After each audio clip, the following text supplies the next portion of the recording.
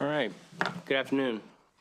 Welcome to our second session of the Public Safety, Transportation, and Environment Subcommittee for Budget and Taxation. Today we have on tap the Department of Public Safety, Maryland Insurance Administration, Maryland Department of Transportation, and a Maryland Department of Transportation Debt Service session. We will begin with the Department of Public Safety, and we will have our analysts start us off. Good afternoon, Chair. My name is Catherine Barber. I'm a budget analyst with the Department of Legislative Services, and today I will be presenting the fiscal 2026 budget overview for the Department of Public Safety and Correctional Services, or DPSCS. The fiscal 2026 budget increases by $22.6 million, or 1.2%, to $1.9 billion. DPSCS is organized into 5 primary units: Corrections, Division of Pretrial Detention and Services, Administration and Offices, Community Supervision, and the Police and Correctional Training Commission. In fiscal 2024, DPSCS was responsible for an average of 18,421 sentenced and pretrial offenders each day. From fiscal 2023 to 2024, individuals in DPSCS jurisdiction or custody increased by 560, or 3.1%. However, the fiscal 2024 population is substantially lower than historic population trends. The prison population was approximately 23% higher 10 years ago, as shown in Exhibit 1 on page 6. As for Baltimore City arrests and commitments, arrests decreased by 2% with 15,385 arrests processed, and commitments increased by 8% with 9,055 commitments. Both arrests and commitments saw significant 10-year declines, with 58% for arrests and 53% for commitments, as shown in Exhibit 3 on page 8. There's also been an overall increase in criminal supervision cases driven by a rise in probation cases. Exhibit 4 on page 9 depicts the total number of cases under community supervision for the past 6 years. In fiscal 2024, there were 85,343 criminal supervision cases, as well as nearly 6,000 cases under the pretrial release supervision program and nearly 16,000 cases under the drinking driver monitor program. Moving on to the budget, the fiscal 2026 budget includes proposed deficiency appropriations that increase the fiscal 2025 appropriation by $203.4 million. The major deficiencies include $94.2 million to fund increased inmate health costs in fiscal 2025, resulting from a change in the medical and mental health care contractor, $50.5 million to supplement overtime and align the appropriation with recent actual expenditures, and $48.4 million to cover fiscal 2024 shortfalls in operating costs. I'd also like to call your attention to 2 deficiency appropriations that provide a combined total of $2.2 million for DPP safety improvements following a parole agent's murder during a home visit in May 2024. These deficiency appropriations fund the placement of armed guards in DPP offices across the state, as well as replace previously issued ballistic vests with new multi-threat vests. These will be discussed in further detail in the community supervision analysis. DPSCS's fiscal 2026 allowance totals approximately $1.9 billion. Exhibit 5 on page 12 displays the allowance categorized by major spending area, with personnel costs at $1.2 billion, mainly for salaries and wages of correctional officers. Other significant areas of spending are inmate medical care, contractual services, supplies and materials, and fuel and utilities. Exhibit 6 on page 13 breaks down the allocation of the budget by major units of DPSCS. 60% of the budget, or $1.1 billion, supports corrections. Accounting for all adjustments, overall DPSCS funding in fiscal 2026 grows by $22.6 million, or 1.2%. Exhibit 7 on page 14 provides details on the allowance and the major changes. In addition to personnel, the biggest increases are to the cost of labor, supplies, and equipment, which increased across the board due to inflation and a growing inmate population. Maintenance services, including laundry, janitorial services, grounds maintenance, and trash removal, increased by $1.5 million, and the cost of supplies for these services rose by $3.6 million. Food costs also increased in the allowance by $1.2 million, as well as a $10.2 million increase in special funds to purchase raw materials and production and shipping supplies for Maryland Correctional Enterprises.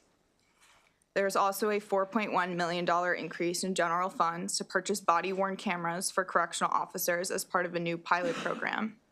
DPSCS indicates that these cameras will provide video coverage where CCTV footage is lacking, with the goal of the state paying fewer settlements in the long term.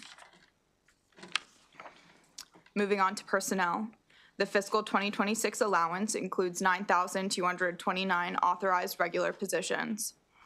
The budget provides 17 new regular positions to account for contractual conversions of office support positions within DPP. As of November 30th, 2024, DPSCS reported over 1,355 vacancies, an increase of 194 compared to November of the prior year. Furthermore, DPSCS reported 247 vacancies more than necessary to meet the budgeted turnover expectancy of 12.01% in fiscal 2026. There are two major issues I'd like to highlight for you today. The first is a November 2024 fiscal compliance audit issued by OLA, which contained 9 findings related to DPSCS medical contracts and procurements from April 2018 to December 2023. During this period, the agency contracted its medical and mental health care with YesCare. The audit was published after the BPW awarded 2 contracts to Centurion of Maryland in May 2024 to provide medical and mental health care to correctional facilities and pretrial detention centers. These contracts total $1.2 billion and $491 million for their first 5 years. Despite YesCare offering a less expensive bid than Centurion, the agency selected a new vendor because it received a superior technical ranking and had a larger estimated local economic impact. Previous issues with the past vendor, YesCare, also played a role in the selection of a new vendor. Exhibit 9 on page 19 shows the breakdown of the contract costs, with $315.5 million estimated for fiscal 2026.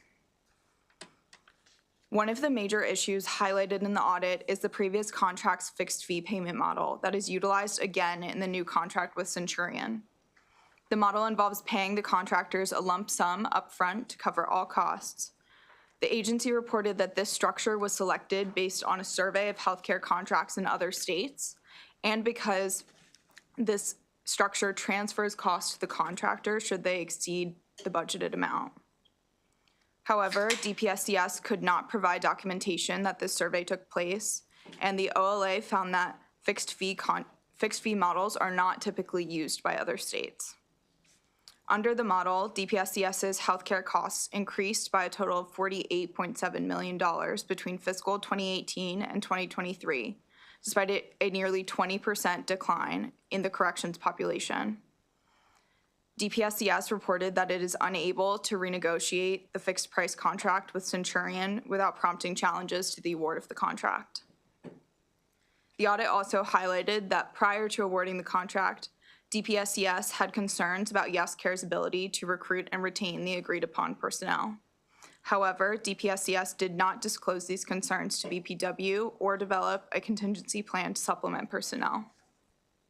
During the contract term, YesCare did experience challenges with recruitment and retention of medical professionals, and DPSCS identified inconsistencies between the personnel reports submitted by YesCare and the data in the timekeeping system.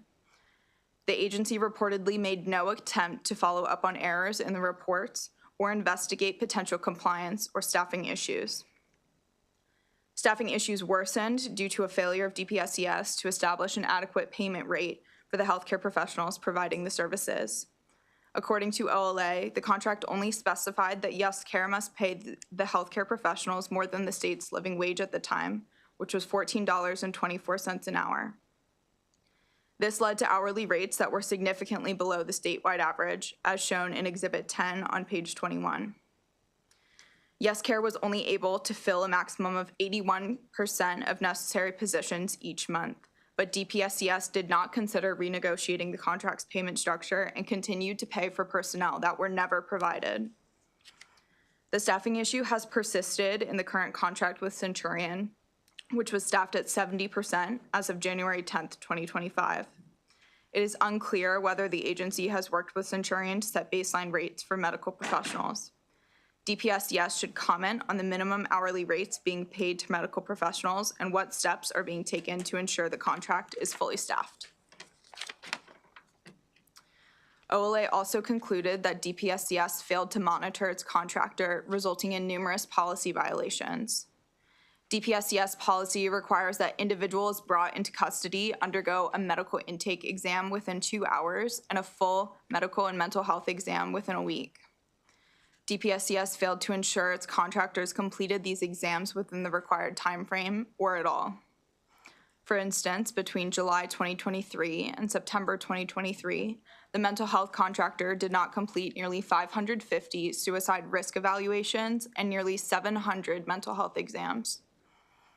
DPSCS also did not ensure YesCare resolved complaints filed by incarcerated individuals about their care within the required timeframe and often failed to properly document its investigations. Not only do these policy violations and delays in care pose a risk to the health of the individuals who are under the care of the state, it also puts DPSCS at significant risk of litigation. According to OLA, DPSCS may still lack procedures in the new contract to ensure incarcerated individuals are evaluated within the proper timeframe and that their complaints are properly investigated and resolved in a timely manner. Finally, the audit revealed that DPSCS also failed to conduct proper financial management of the contract, including not confirming invoices before paying them and carrying out a $20 million settlement and waiving tens of millions in liquidated damages without BPW approval.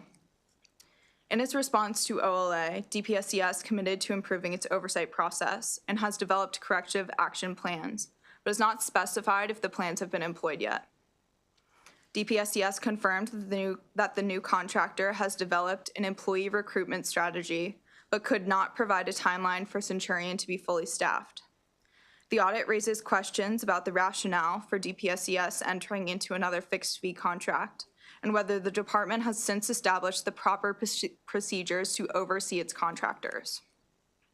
DPSCS should provide an update on the status of the corrective action plans and discuss how they have been incorporated into the current contract with Centurion. DLS recommends adding budget bill language restricting $500,000 pending a report describing how DPSCS has incorporated OLA feedback about the previous contract structure and lack of oversight into the current contract. The recommended budget bill language appears in the administration analysis. The second issue I'd like to highlight deals with correctional officer vacancies, as well as vacancies in administrative roles and community supervision roles. Exhibit 11 on page 24 shows filled correctional officer positions and the monthly gain or loss in employees. DPSCS had net losses of COs in 9 out of 12 months in calendar 2023 and 7 out of 12 months in calendar 2024. On December 1st, 2024, DPSCS employed 4,758 correctional officers, which was 81 fewer than January 2024, as well as 803 community supervision agents, which is 59 fewer than January, and 2,608 administrative staff, which was 65 more than in January 2024.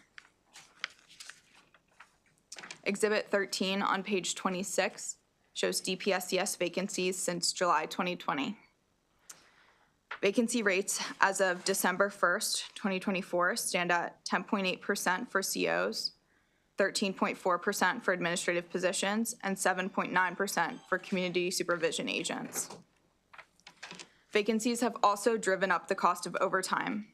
The amount of funds required for overtime earnings has grown from under $100 million in fiscal 2017 to approximately $223.4 million in fiscal 2025. Exhibit 14 shows that the cost of overtime has maintained an upward trajectory since fiscal 2021. The fiscal 2026 allowance includes $228.5 million for overtime, which is essentially level funding despite the anticipated growth rate in 2025 of 20%. When this analysis was written, DLS was unable to analyze the number of overtime hours worked in fiscal 2024 due to DPSCS not yet submitting its overtime report and strategic plan. The report has since been submitted.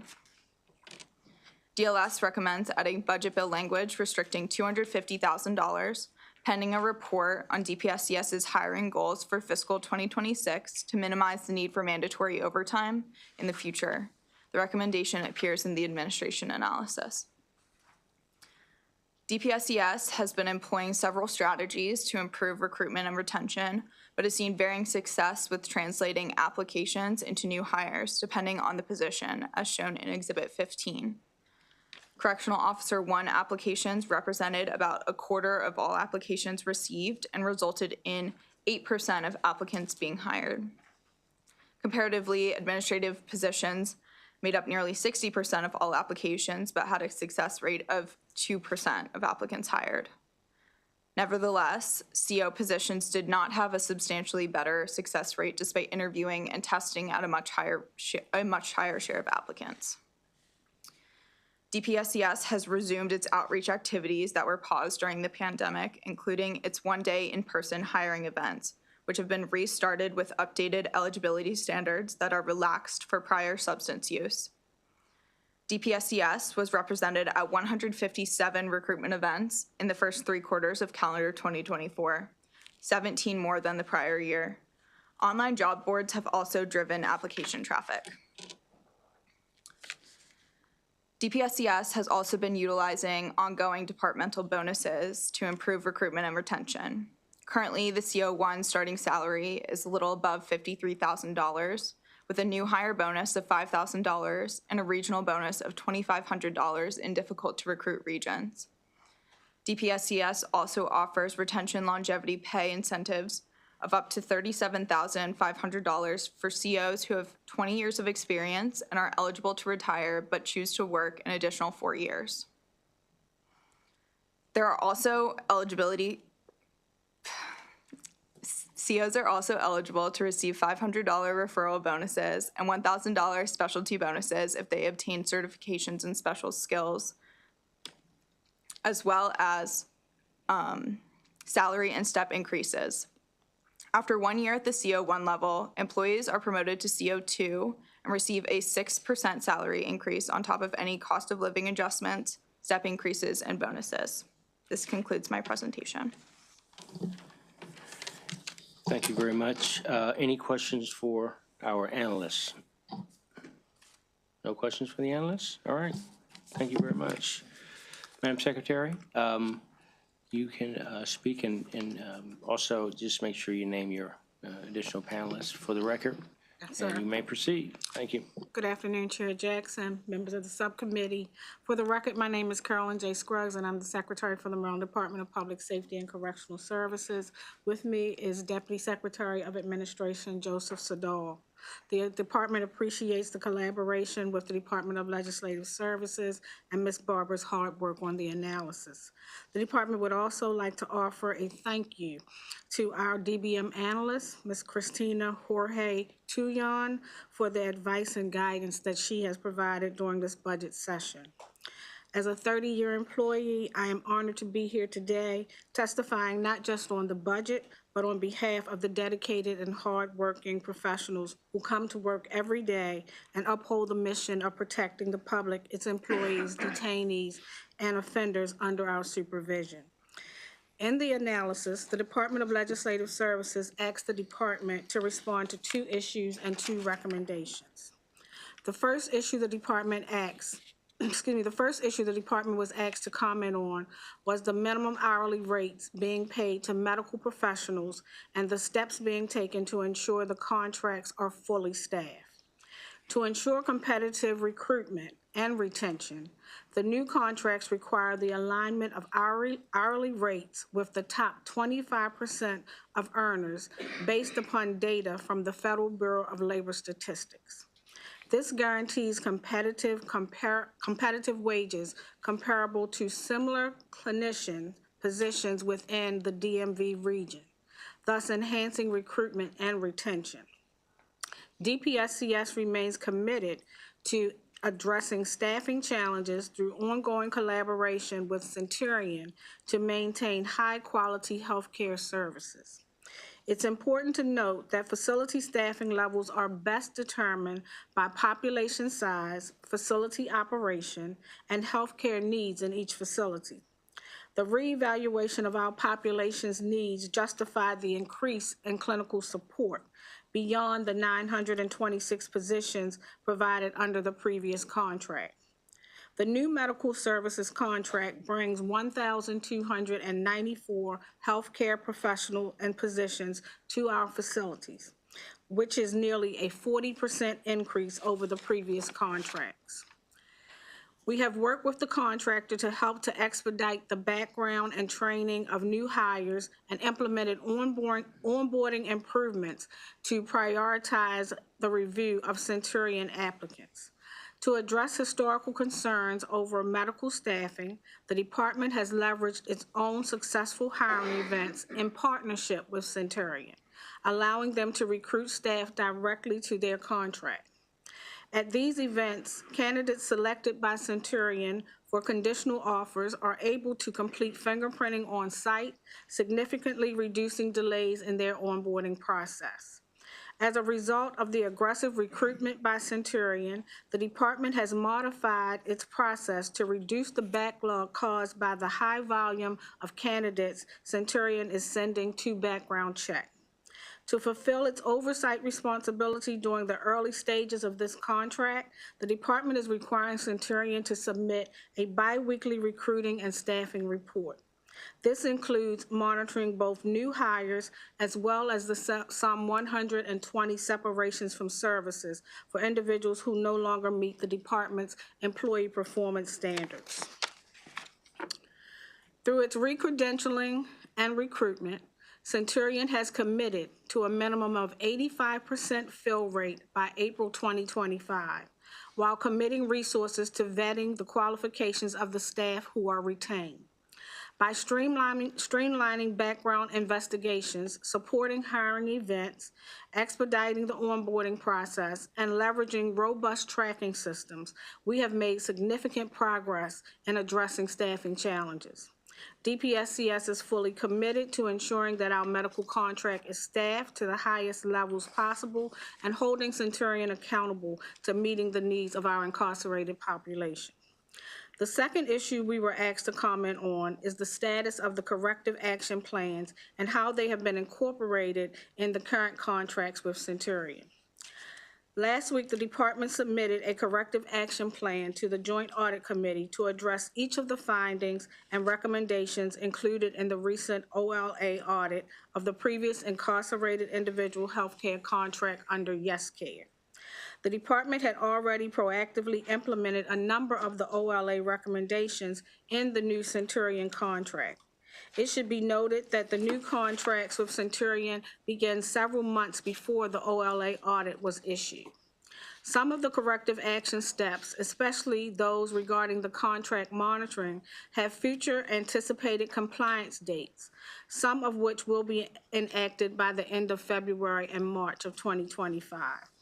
The department is fully committed to resolving the issues that still need to be corrected, and the DPSCS Office of the Inspector General will be conducting follow-up audits of the department's corrective action plan to verify and ensure corrective actions are in progress. The Department of Legislative Services has recommended the department provide 2 reports on the status of the OLA feedback and the 2026 hiring goals. The department agrees with both of these recommendations. In conclusion, again, I am truly proud of the employees of this department and the dedicated team of managers that work with me, and we are happy to answer any questions that you have. Thank you, Madam Secretary. I'm going to, before we get started, I want to just begin our first session this year. Today is an overview of the agencies, and so I appreciate you giving us an overview. I have a couple of questions that were not addressed in these 2 questions that came up. and then we'll go to the other members. And part of the JCR report, the policy on trans folks who were incarcerated, there's a policy requirement that you all were working on. Can you give me an update on where that policy is within the agency? Tell me again which JCR report you're referring to? For the one from October 24, it was due on October 24th that dealt with the transgender inmates. The transgender inmates. So we have been working with members of the transgender community. My assistant secretary of data and analysts and policy worked very closely. She pulled together a task force, and I can't think of the name of the community, TREC, thank you. TREC is reviewing some of the policies that we have and providing us feedback so that we can implement those policies. So we're working very closely with them. So you're in the review process. You have a date, a pending date on when that policy should be We're completed? hoping that we're able to implement in the next couple of months or so. Okay. Secondly, let me step to the overtime. I think we've had these conversations, and I think it's, you're in public safety, it's always challenging, and there's always 24/7 businesses you have, overtime. I would love to see the current policy, overtime policy. I think DLS has mentioned that the overtime policy was not available during their time. The staffing analysis and overtime policy is still available. We're happy to give that to you. Did we? Thank you. I thought it was mentioned. It was the report, the annual report. Oh, got you. The annual report. Okay, Okay. thank you.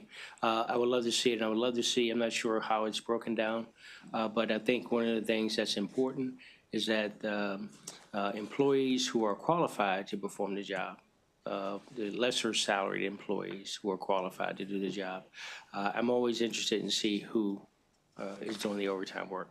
So definitely we will get that to you. The overtime report is broken down by facility and by post.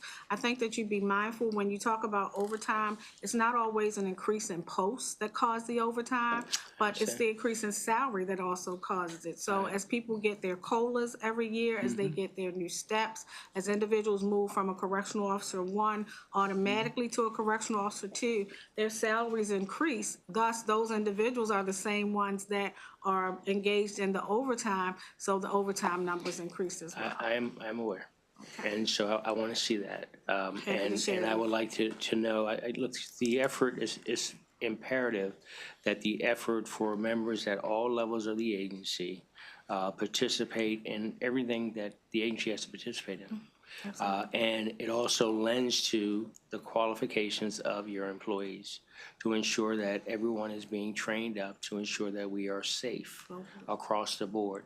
So when I look at that document, from my experience, I can see and I understand the steps and the COLAs and all those, but I want to make sure that we are actually spreading the wealth for a number of reasons. And the most imperative is officer safety, that we're spreading it, minimizing the hours, and starting with the least salaried employees who are qualified. And if that means that we need to help you with training, then that's what we're trying to get you. So that's that.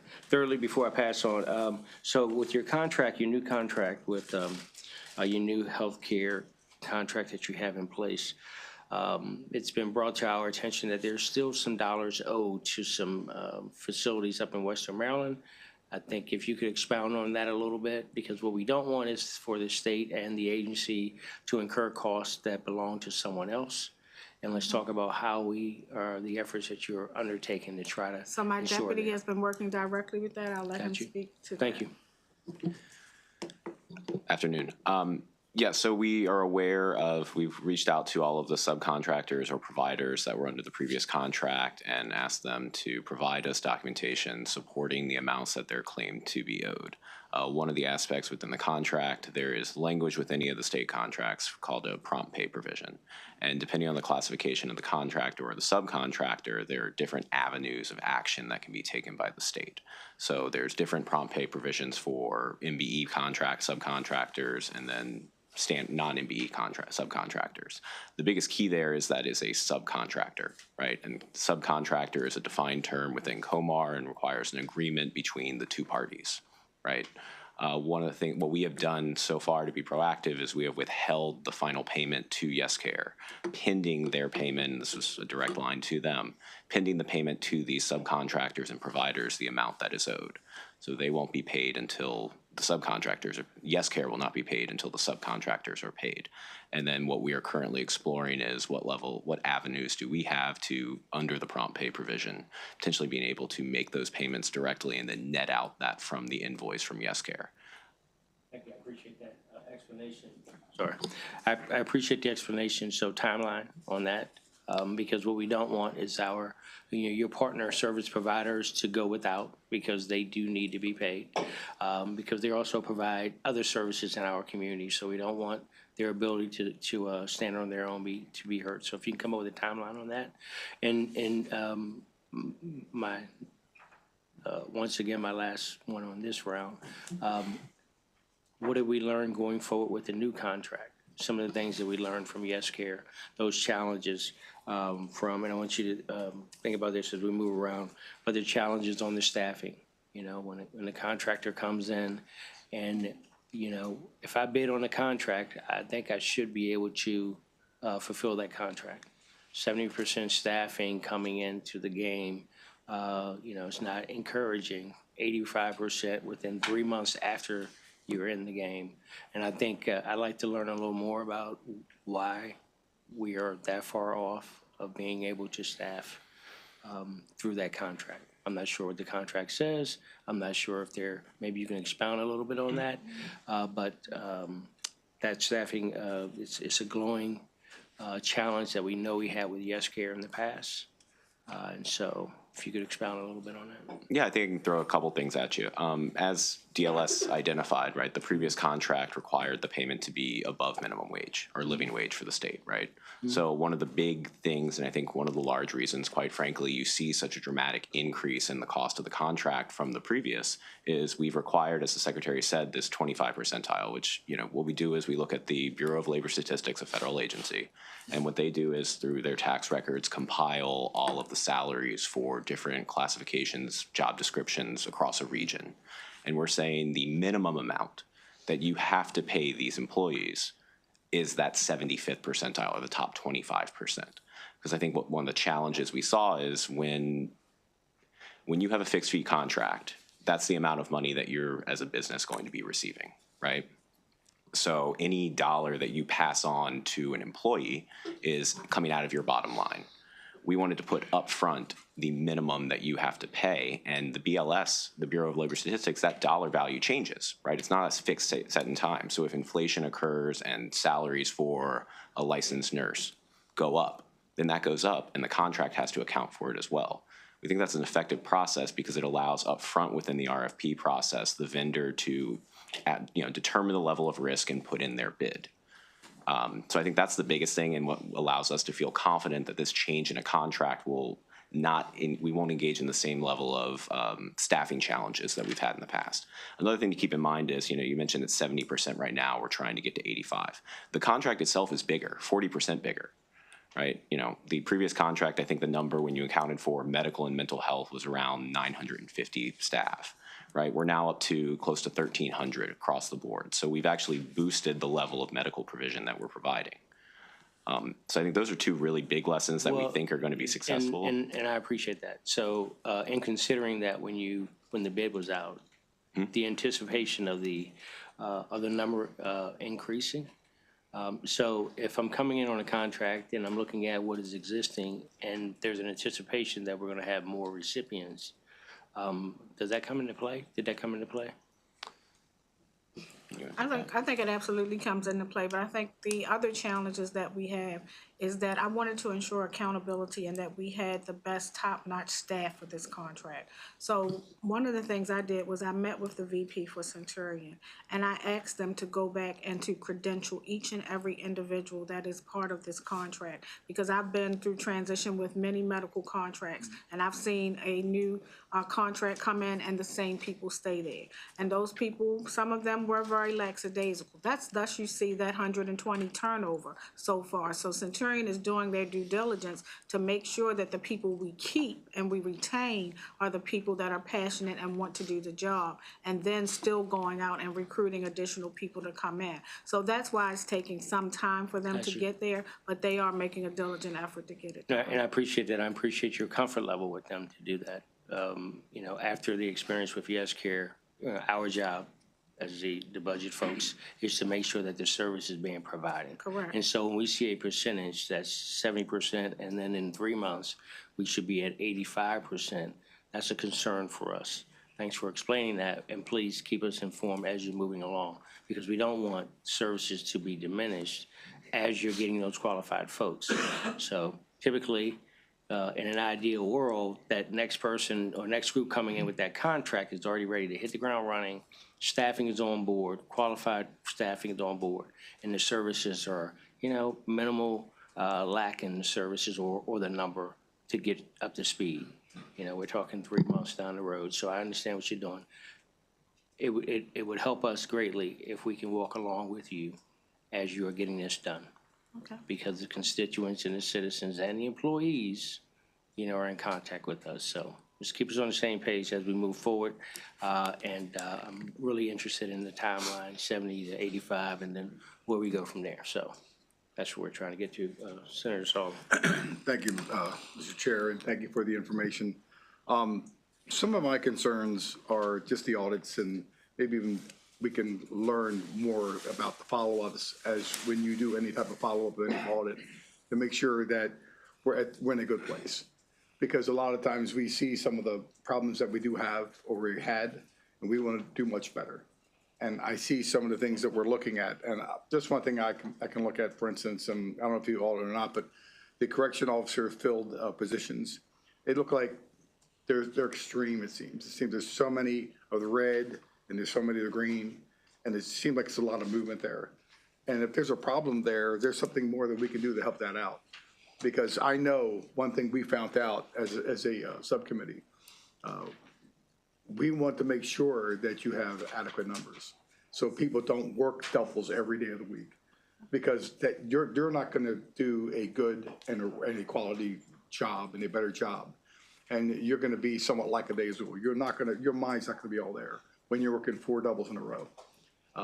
We want to make sure that people get the rest that they need. And that you have the trained, qualified people that are there doing the job and doing it right. That's my concern. It's more of your concern, I know it is. But I know I've seen corrections trying to get bonuses, trying to get people in there to help out. And that's very, very commendable. But the problem still is that the rates and how they're just going everywhere. We got to find a way where we can get the balance. And I know it's not easy, again, demanding people to work so much overtime. It's burdensome. I know. Working at Bethel and Steel for 26 years, okay, 7 days a week, a double every day. I get 1 day off, I'm dead. If the people and your people, that quality people that you have, they're doing that, I can see the outcome. It's not going to be good. So if there's more that we can do, please let us know. If there's more things that I mean, our good senator, he always talks about training and having people properly trained to do the good work. If there's more that we can do to help that out and get more qualified people to get there, so the people out there won't be burdened down, so you won't be burdened down and worrying about these things. We're an asset to you, we're a help to you, and we will do all we can. We see some of these concerns are here in the briefing, and I don't want to see these things in place to make you worry about, you know, you're going to get everything that you need through the budget. We want to make sure that you get that, but at the same time, we answer to the state of Maryland and we answer to the people. And we want to just do what's right and what's best. So again, I'll say this more. If there's more that we can do as a subcommittee, that's why we have a good chair of people here. And if anything, would you please let us know. Thank you, sir. And we continue to work vigorously to hire individuals, but we also continue to work vigorously to weed out those individuals that don't want to do the job. So that's why you see some of our retention. People are being held to performance standards now, and they're choosing to leave, people that have been lackadaisical. I think one of our biggest challenges in recruiting, our average age for recruitment right now is 39 years old.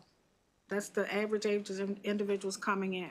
And most of them are coming in to start maybe a new career that has a 20-year pension and retirement and still take care of grandchildren and families and others. That's what we're seeing. It is not enticing to that 21-year-old who is going to be separated from his cell phone for 18 hours or separated from some sort of technology, can't leave a facility to go get lunch. It's just not enticing to that population. And even with the bonuses, it is not enticing to many of them. So we still, some of the things that we're trying to do, you know, the governor has his service year option, working along with that, bringing in people to possibly do some type of internships to see other things that go on behind our walls, because we're just like a little city. So beyond the correctional officer, there are case managers, there's maintenance, there's dietary, so that they can see that there are other things that they can advance into if they take that first step as a correctional officer. I'm the prime example of it. I grew up there and I'm blessed enough to now sit here before you as the secretary. So we thank you for that, and we will continue to work diligently to do that. And just one more thing, if I could, Mr. Chair. I know we've had a lot of questions about the medical care. And I know trying to get the right services there is very important. And I know, you know, when you assess them and you sit down and you have the opportunity to sit down and talk with them and find out exactly what they're all about. What do they bring? Or what do they bring more than the group that we have? And how much better are they going to be for that it's going to be more than an asset, it's going to be something that's going to change, it's going to be better. I know it's a trouble, I know it's been, but I mean, again, I'll say this again, if there's more that we could do to try to help us out, I mean, that's why we're here. And if there's questions, that's why we're here. And we would love to do anything that we can to help that out, because it's important to get, you said it already, it's hard to get the people to get in there to work, get quality workers, and the changes. I mean, I hear it all the time. At the Port of Baltimore, a good example. It's hard to keep good people. Yes. And it's hard to keep quality people that have been trained. They got to go through security to stay there to work. They stay there for 2 weeks and they're gone because they got 2 pays. It's tough, and I see that personally. But maybe more so, we want people there that are going to be taking care of our people that are there, but at the same time, going to have quality people that you can depend upon. So, thank you. Thank you. Senator Young. Thank you, Mr. Chair. Thank you for your work. One of the more successful programs we've had in my community with at-risk youth and with people struggling with addiction are peer support programs, and actually hiring people who have lived that experience to be the mentors, the coaches, the employees of the organizations that do treatment. And I'm just curious to know if you've implemented a similar concept in your recruitment. Thank you for that question. So that actually goes back to when I was the Assistant Secretary of Programs, Treatment, and Reentry Services. I actually started the first lived experience committee that this department has, and it still continues under the new Assistant Secretary. We utilize those individuals that have had lived experience to help us better understand how we can better service our population behind the walls prior to them coming out. Many of those that are now part of our lived experience committee are peer recovery specialists that come behind the walls and assist us. And we have actually been able to certify at the Jessup Correctional Institute over 41 incarcerated individuals as peer recovery specialists. They have actually sat for the test and passed it. And we are now utilizing them behind the walls to work with their other incarcerated brothers so that they can help mitigate a lot of the violence and help us with direction, with treatment and other services. So yes, we do continue to do that. Thank you. You're welcome. Thank you. Senator Rose Pepper, anything? All right, Madam Secretary, we look forward to continuing our conversation. Thank you, sir. And I look forward to those documents so we can work through this. Definitely. Thank you for your report out on the parole and probation hearings that we have. If you could do us a favor, if you could make sure that not everybody here was on that committee. So if you could make sure you get a copy of that to our analysts, and then we'll make sure we get it out to everyone else. Sure, we'll get that out to you. Thank you all very much. Thank you. See you next time. All right.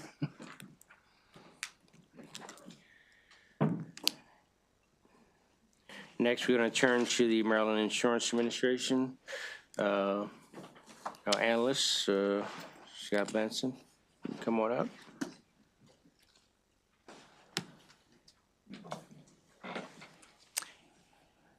And for the members, when you, obviously you're going to push your microphone to be recognized, but please push it off because we're about to lose our highly qualified technician for a little bit. So that way we can make sure that everything is recorded properly. So, Mr. Benson, when you're ready, you can proceed.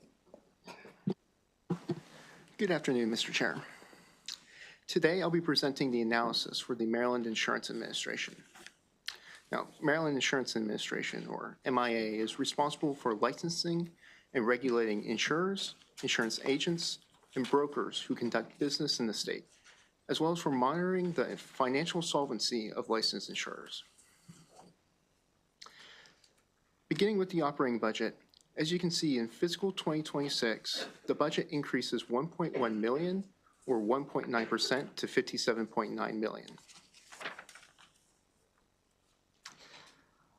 On page 2 in Exhibit 1, you can see an overview of agency spending.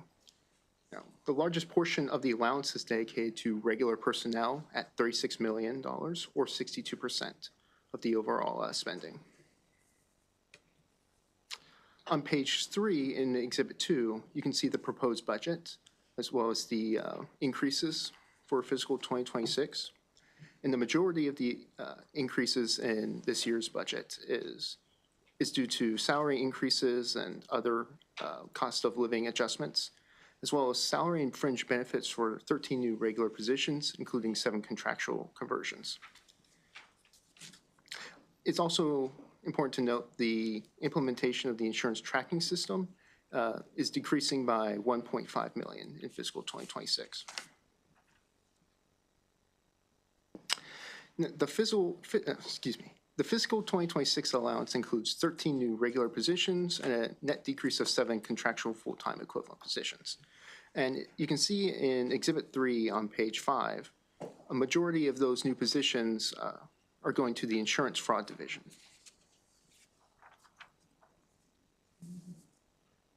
On page 6 in Exhibit 4, you can see total vacancies per month. As you can see in July 2024, vacancies increased, but that's just primarily due to the new fiscal year and the new positions associated with that, associated with fiscal 2025. But on page 7, you can see in Exhibit 5, December vacancies and fiscal 2025 year-to-date hiring by unit. You can see in blue the number of vacancies in December 2024, in red the occupied positions in December 2024, and in green the net hires between July 2024 and December 2024. Moving on to key observations. The first observation regards the insurance tracking system project. Now, some background information. Back in the summer of 2019, MIA identified the need to replace its current enterprise system and began planning for a new system. This is primarily due to the fact that the current legacy system was custom built for the agency back in the 1990s. The insurance tracking system project cost originally estimated around $2 to $3 million for the total project development and implementation. As you can see in Exhibit 6 on page 9, the project this year in fiscal 2026 is estimated to be $7.7 million for a total of $18.1 million. And that's according to the highlights volume of the governor's fiscal 2026 budget books. Moving on to the second observation, property and casualty complaints. You can see in Exhibit 7 on page 10, in the graph titled Property and Casualty Complaints Received and Percentage Resolved Within 90 Days, that the number of P&C complaints received have increased ever since fiscal 2021, returning to roughly the same levels as fiscal 2017, while the percentage of P&C complaints resolved within 90 days have decreased steadily since fiscal 2022, with that percentage estimated to increase in fiscal 2025 and 2026. Moving on to the third observation for the fraud division. In Exhibit 8 on page 11, you can see the number of fraud cases opened and closed within 180 days between fiscal 2016 and fiscal 2024. As you can see in that chart, the referrals open for investigation have decreased consistently ever since fiscal 2016, with the exception of fiscal 2021, which increased over fiscal 2020. But open referrals closed within 180 days have also decreased.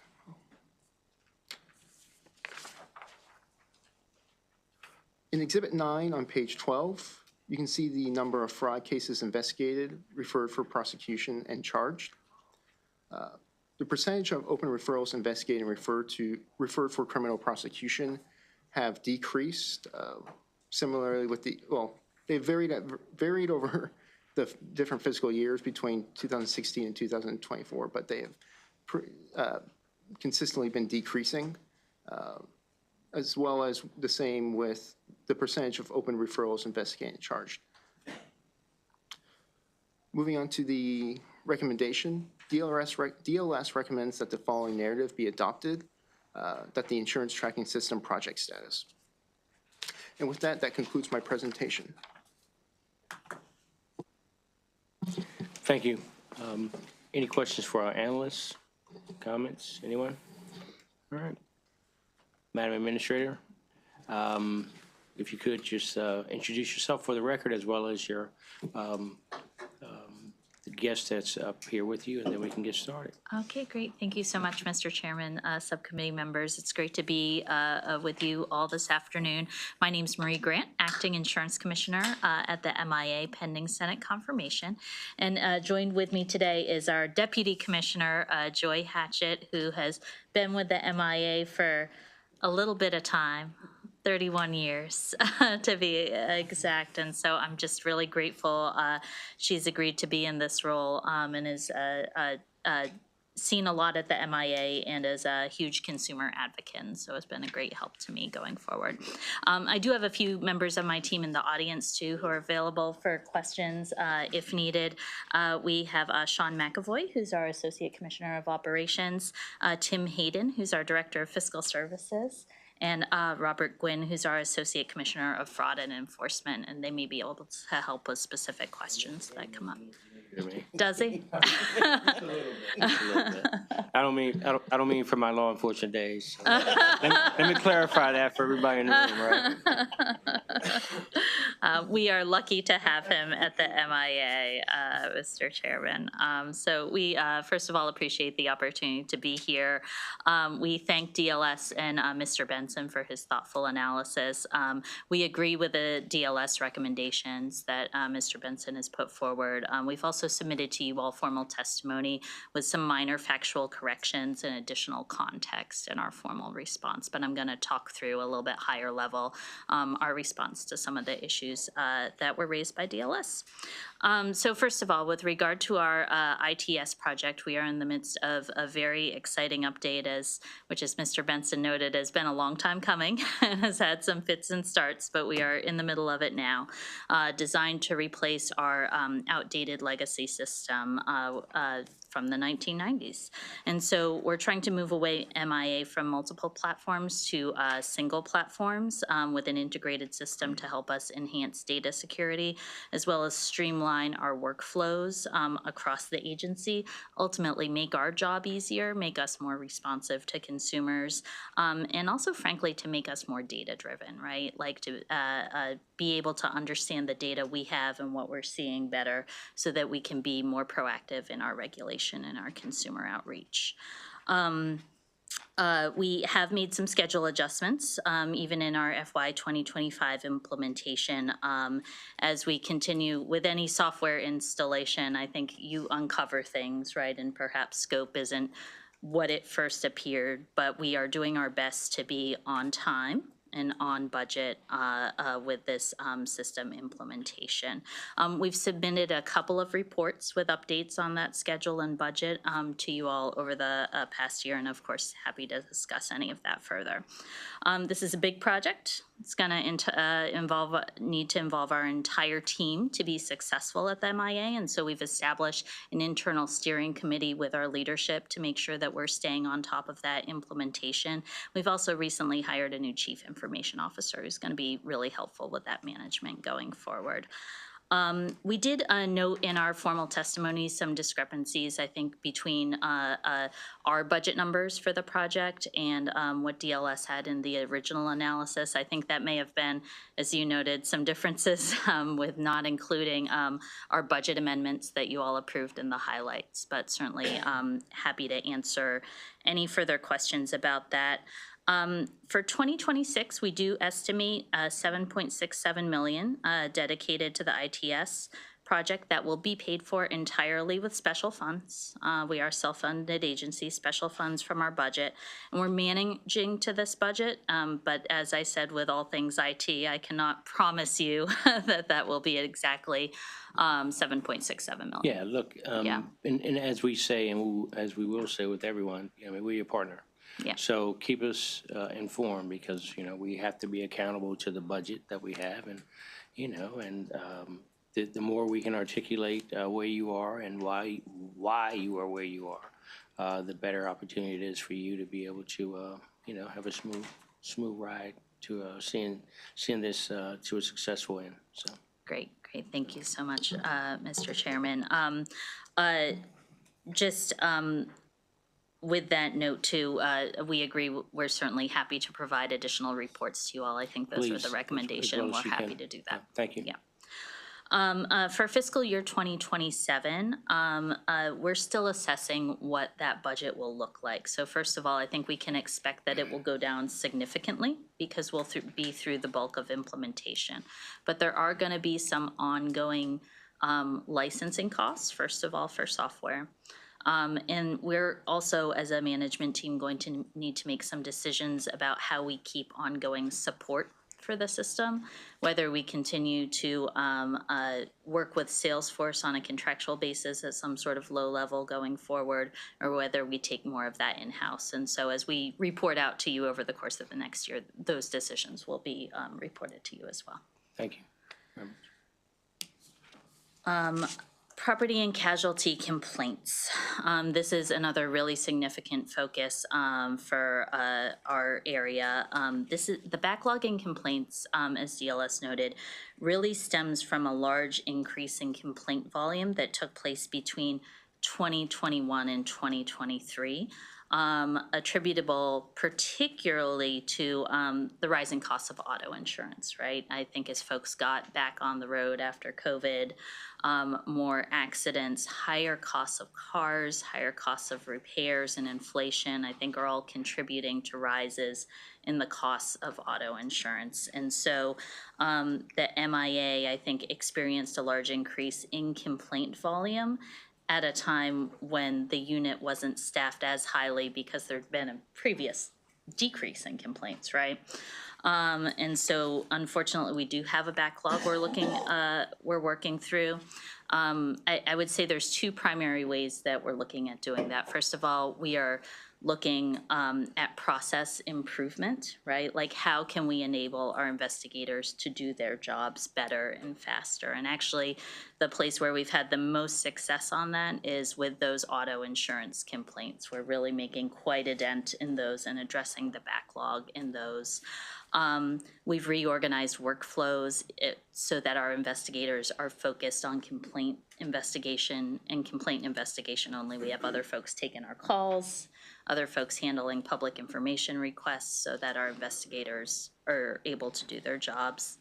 But the other reason, the other way we need to address it, because there is a backlog, obviously, is to bring in additional resources. And so we have reassigned some staff from other units to help. We've been creative in bringing in retirees on part-time contractual basis to help.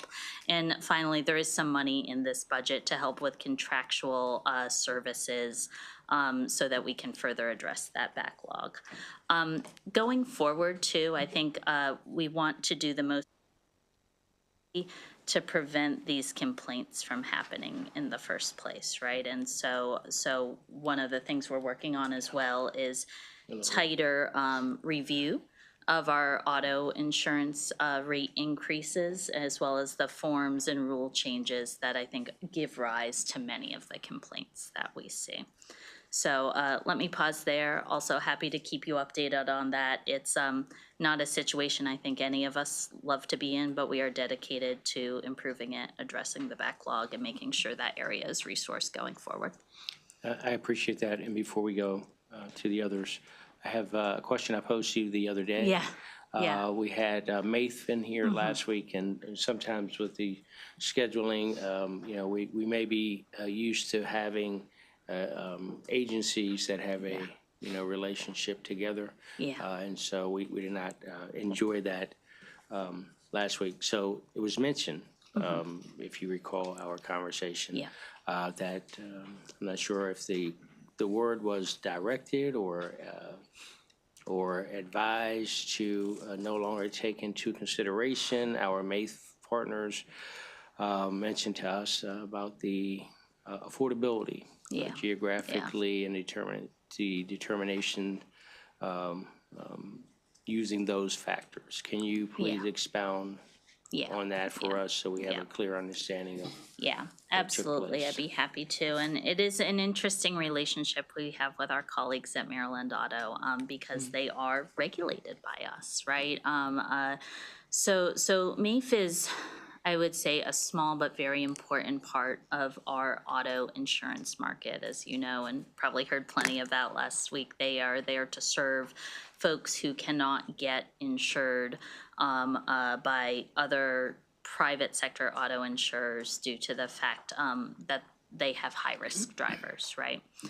But I think also for the past, and I would say perhaps 5 years, 6 years, there was a time where we actually had prior approval of Maryland Auto's rates that is switched to file and use Maryland Auto's rates that they have filed overall. So before we even talk about the affordability index, have been consistently below their indicated rate. That is, they've filed for rate increases that are lower than what their actuaries say they need overall. And they are in this most recent rate filing with us this fall. And let me actually just back up and say that they have a long time use of something they call affordability index, where they cap the rates in certain zip codes. They look at zip code, right? So they don't look at the income of the folks applying. They look at zip code, and they cap the premium for folks who live in those zip codes with lower median income at a certain percentage of that median income. So nowhere do they actually look at the income of the person that they're applying, that's applying for it. They're looking at the overall zip code and making a determination there. We've had issues with that practice for a while, and I will say, I want to separate it out for a second and say I'm deeply concerned about affordability of auto insurance statewide, right? And what it's doing to families. And one of our plans for this year is looking into the market generally, affordability generally, what we can do. I think the challenge for MIA and Maryland Auto and their use of this index is that it's not justified under current law. And I think we probably have a disagreement about that too. I know MAIF often refers to its purpose of affordable insurance, but when my attorneys look, when our actuaries look at the letter of the law that governs MAIF, we don't see allowance for that. So we did issue an order approving their rate increase, which is again below the indicated rate that they need to bring themselves back up to adequacy. And in that order, we said, you need to submit to us a plan to phase out the use of the affordability index over the 2 years, but you also need to give a plan to get back to rate adequacy, essentially, because again, the rates aren't adequate. And I think, as you all know, they will have to file for an assessment this year, probably next year as well, on policyholders. So that's a little bit of our perspective. I will say again, so much of this is actually policy that needs to be set in state law, right? And again, I want to reemphasize, it's certainly not a judgment. I appreciate how that affordability index can be helpful to folks, but we just don't see it as supported in Maryland law. Well, I certainly appreciate your response, and I would certainly like to, in as brief a document as you can submit, Okay. so that we have that. Because Okay. again, we're not in Yeah. the room at the same time. Yeah. So it's kind of Yeah. hard the next time they're here. Yeah. And so if you could, but I do appreciate that, that response. Yeah. And we're gonna, Senator Young. Thank you, Mr. Chair. My question is with respect to the complaints received. Yeah.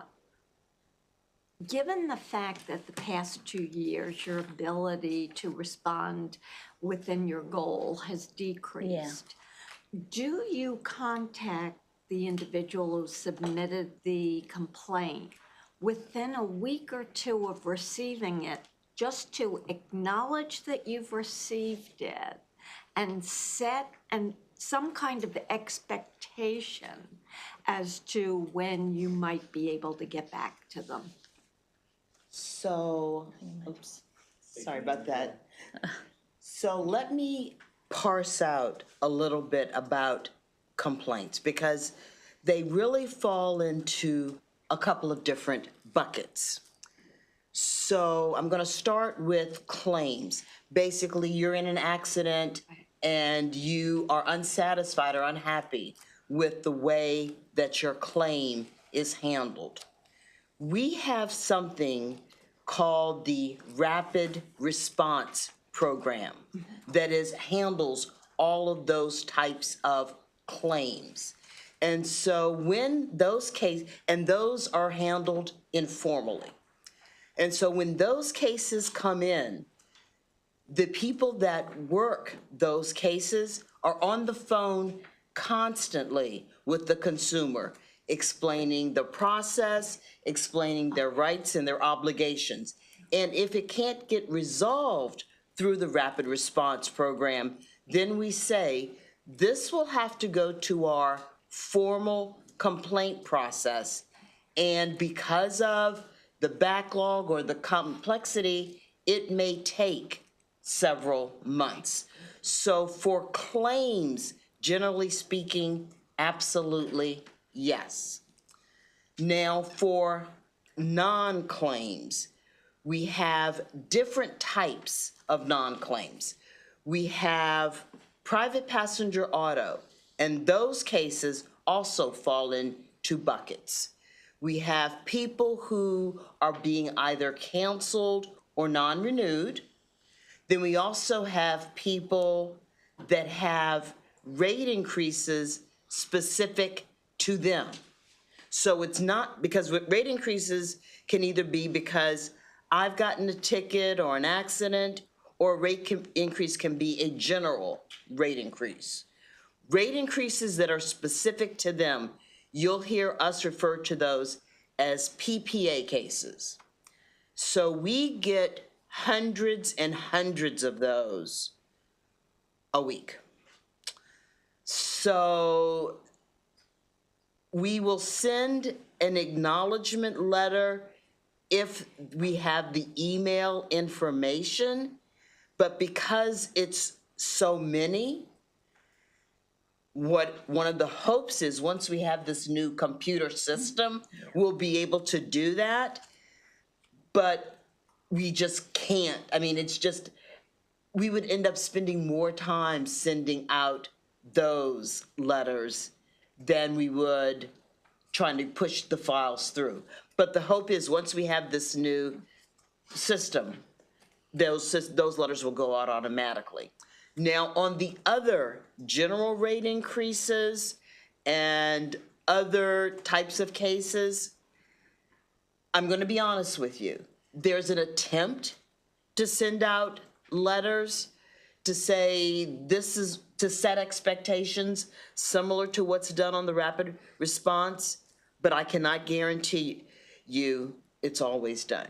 I would not sit here today and say it's always done.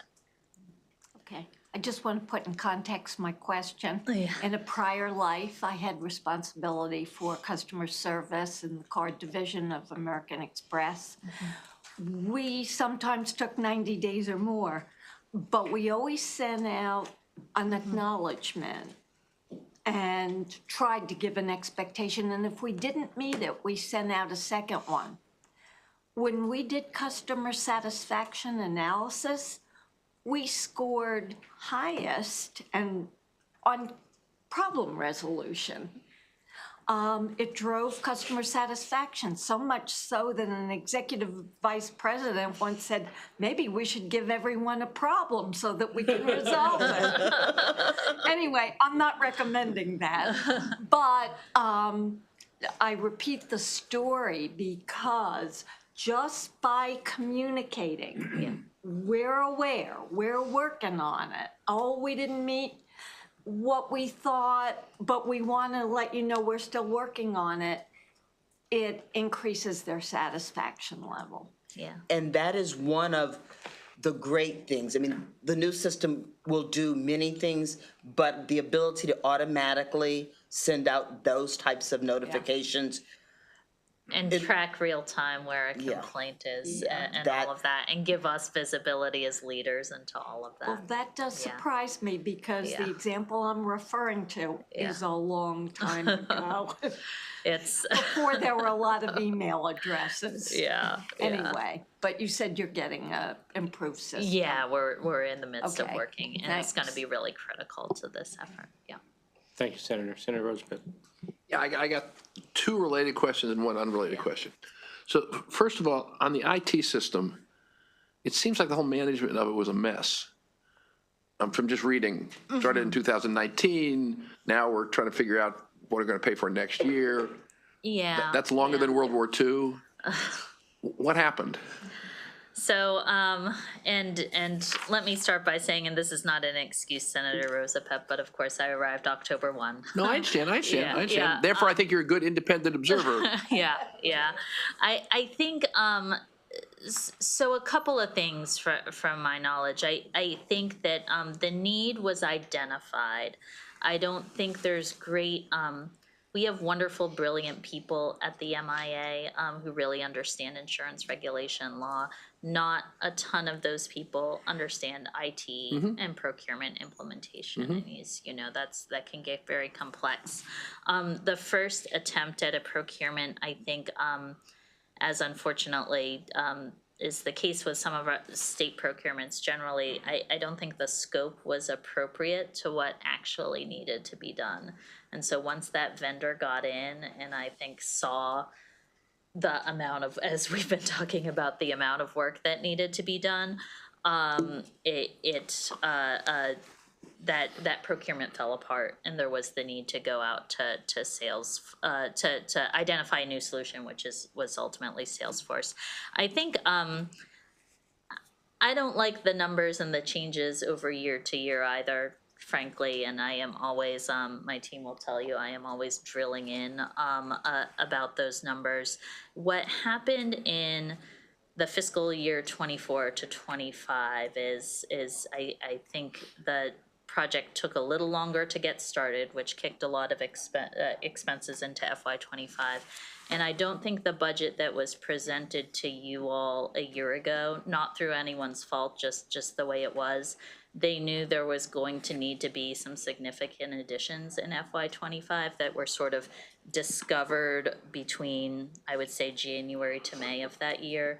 And it wasn't January to May of 24. Yeah, 24 for fiscal year 25. And it wasn't part of the budget that you all originally got, but was submitted as budget amendments later in the year. So that's what happened. But again, so a couple of things moving forward. We do have a new CIO who's getting very involved in this. I think, as I said earlier, it can't be just a couple of people. People really need to be invested in working on the change and reporting the systems changes that they need. And we're making an effort across the whole team to do that.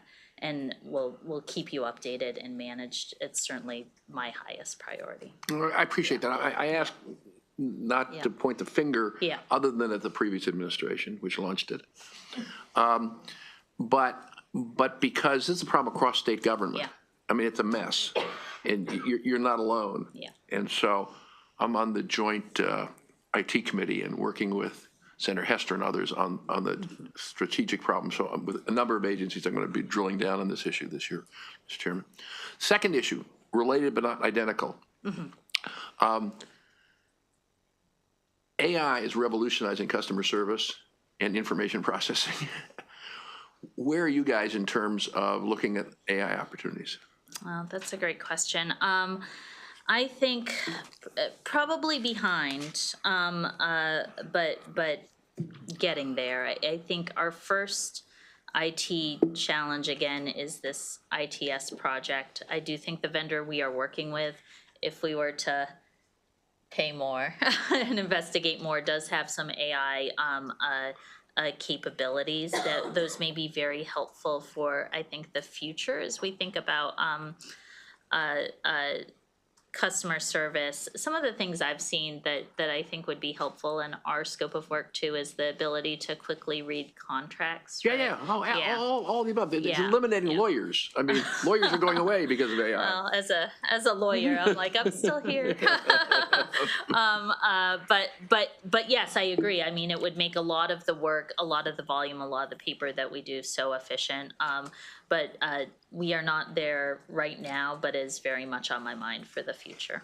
Well, let me make a suggestion. Again, I'm Yeah. going to ask this question of a number of agencies, Mr. Chairman, is AI has the potential not only to improve customer service, improve operations, but to save money, Yeah. like a lot of money.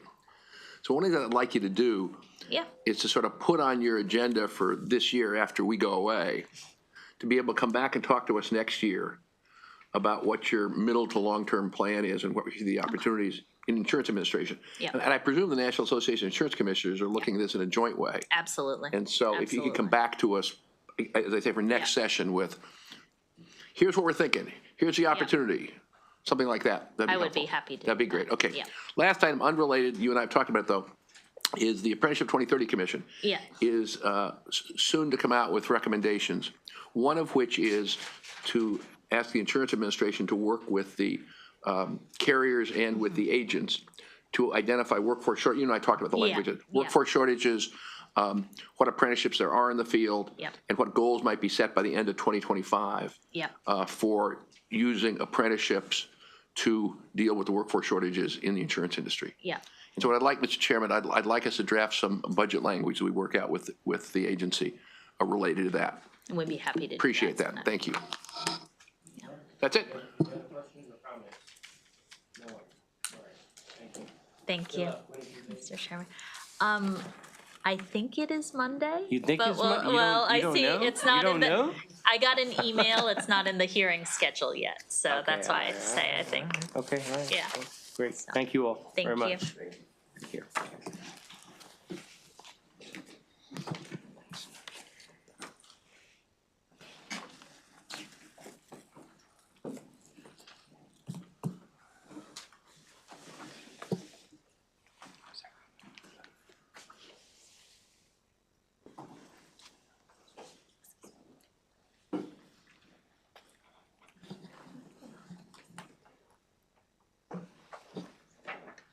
All right. Next up, we'll have the Department of Transportation. And to give us our analysis will be Samuel Quist. Mr. Secretary, you can bring up your team members while we're getting the analysis. Thank you, Chair Jackson. Again, Samuel Quist from the Department of Legislative Services, presenting the Maryland Department of Transportation budget overview. As a reminder, in the coming weeks, you all will hear more in-depth analyses for each of the individual modal administrations of MDOT. So today we'll be doing a higher level overview of the transportation budget. Beginning on page 2 of the analysis, this first chart is showing the overall budget, both operating and capital, which totals approximately $6.7 billion in FY26. which is a total increase of about 181.3 million, or 2.8% from fiscal '25. On page 5 of the analysis, there is a discussion of the fiscal year '24 closeout of the Transportation Trust Fund. At the end of the fiscal year, the balance closed out at approximately 631 million, which was roughly the same, a little slightly lower than what the estimate was of 635 million. Total revenues were about 71 million lower than estimates, but total expenditures were about 67 million lower than estimates. On the top of page 6 is a summary of the current fiscal year, year-to-date revenue attainment. Through November, the 3 largest state revenue sources for the Transportation Trust Fund, motor fuel tax, titling tax, and vehicle registration fees, were approximately 50.3 million lower than projections based on 5-year average attainment rates. If this revenue trend continues through the remainder of the year, collections would be at about 133.8 million lower than projections. However, this is a single snapshot in time, so these are based on estimates. Exhibit number 2 on page 7 is showing the fund sources for the Transportation Trust Fund that are included in the fiscal '25 through '30 financial forecast period. You can see that the largest single source at 20% is the motor fuel tax, followed by federal fund support for the capital budget at about 18%. And then the next 2 largest are the titling tax and the registration tax. In total, these 4 largest sources are about 64% of the total revenues during the forecast period. Exhibit 3 on page 8 and continuing on page 9 is a summary of the department's Transportation Trust Fund forecast for the 6-year period and also the '24 actual numbers. Beginning with the opening and closing fund balances, you can see the $631 million ending balance in fiscal '24 that was mentioned earlier. In fiscal '25, the closing balance is estimated at 400 million, which continues on to the closing balance in fiscal '26. This forecast shows total net revenues followed by total expenditures. Net revenues including the total taxes and fee revenues, additionally operating revenues and other miscellaneous revenues, bond proceeds to support the capital program, general fund transfers in, as well as the increased use of fund balance. Expenditures first are going towards the debt service requirements, followed by the operating requirements, and third, the remainder is available for state capital fund expenditures. The chart also shows information on debt outstanding and debt service coverage. I'm not going to go into a lot in debt requirements since we're going to be hearing more later on in this hearing on that. And then on the top of page 9, the forecast shows a summary of the capital budget. In total, there is 21.2 billion in capital funds throughout the forecast programmed in the CTP. On page 10, Exhibit 4, this is showing the funding sources for the capital program for the 6-year period. You can see there's roughly a similar split between federal funds and special funds, about $7.8 billion each. If you add the general funds and other state funds to the special fund category, state-sourced funding totals about 44%. There's also about 11% in funding from bond proceeds from consolidated transportation bonds and grant anticipation revenue vehicle bonds. There's 9% of other fund sources to support the capital program as well. Exhibit 5 on page 11 is showing a comparison of the January 24 and January 25 capital transportation program for the 5 years of the 6-year forecast that overlap each other. This is showing that comparing the 2-year plans in January 25 plan, there's about a $1.16 billion increase in funding programmed compared to last year. If you look at that by fund, there's about 1.4 billion in increased special fund based on the availability of new special fund revenues, offsetting a decrease in federal and general funds of about 750 million.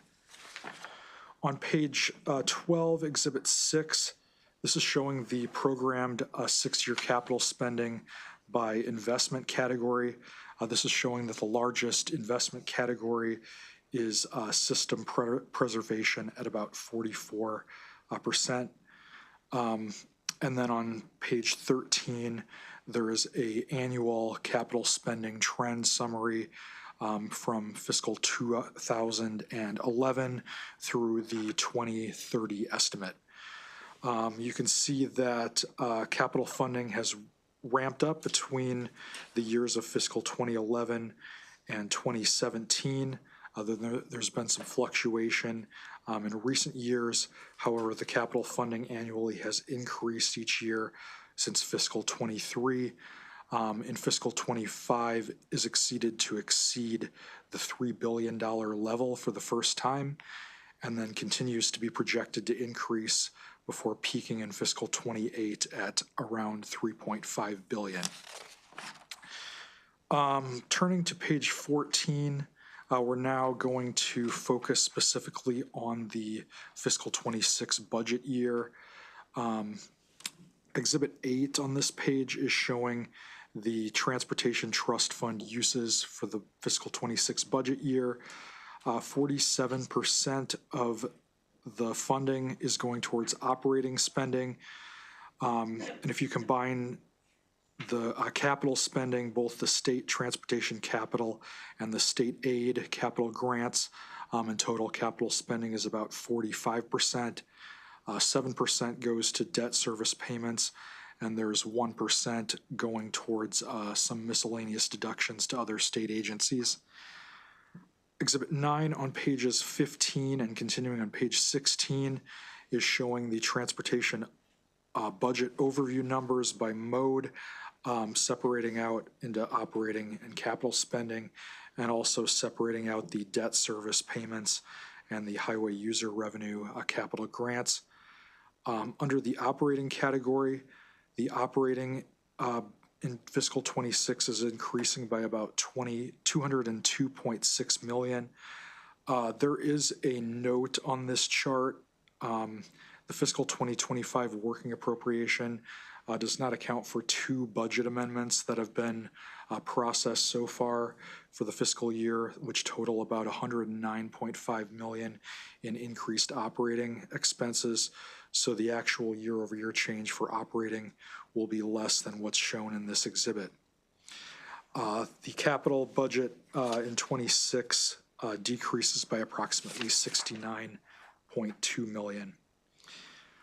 On pages 16 and 17, the analysis discusses the fiscal 2025 general fund appropriation and discusses that more in detail because it's somewhat unusual for the MDOT operating budget to include such a large amount of general funds. Approximately 51 million are included in the MDOT budget in fiscal 25.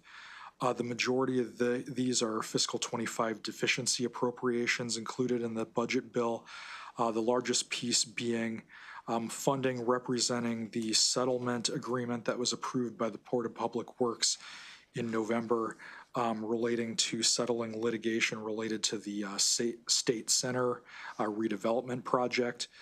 This funding totals 58.5 million. 46.8 million in general funds and 11.7 million in special funds.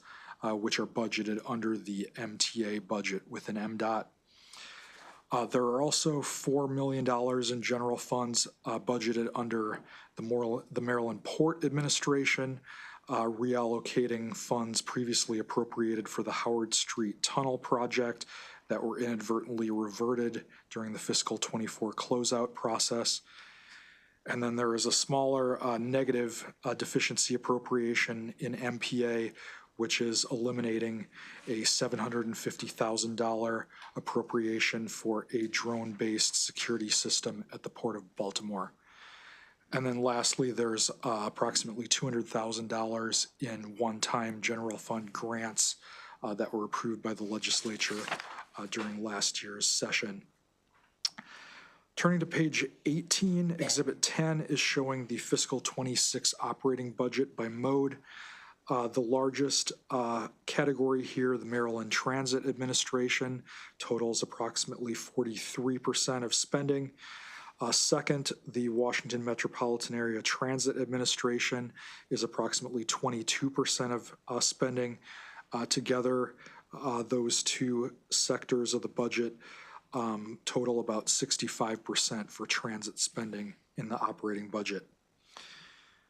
Page 19 is showing a summary of personnel in the MDOT budget for operating and capital.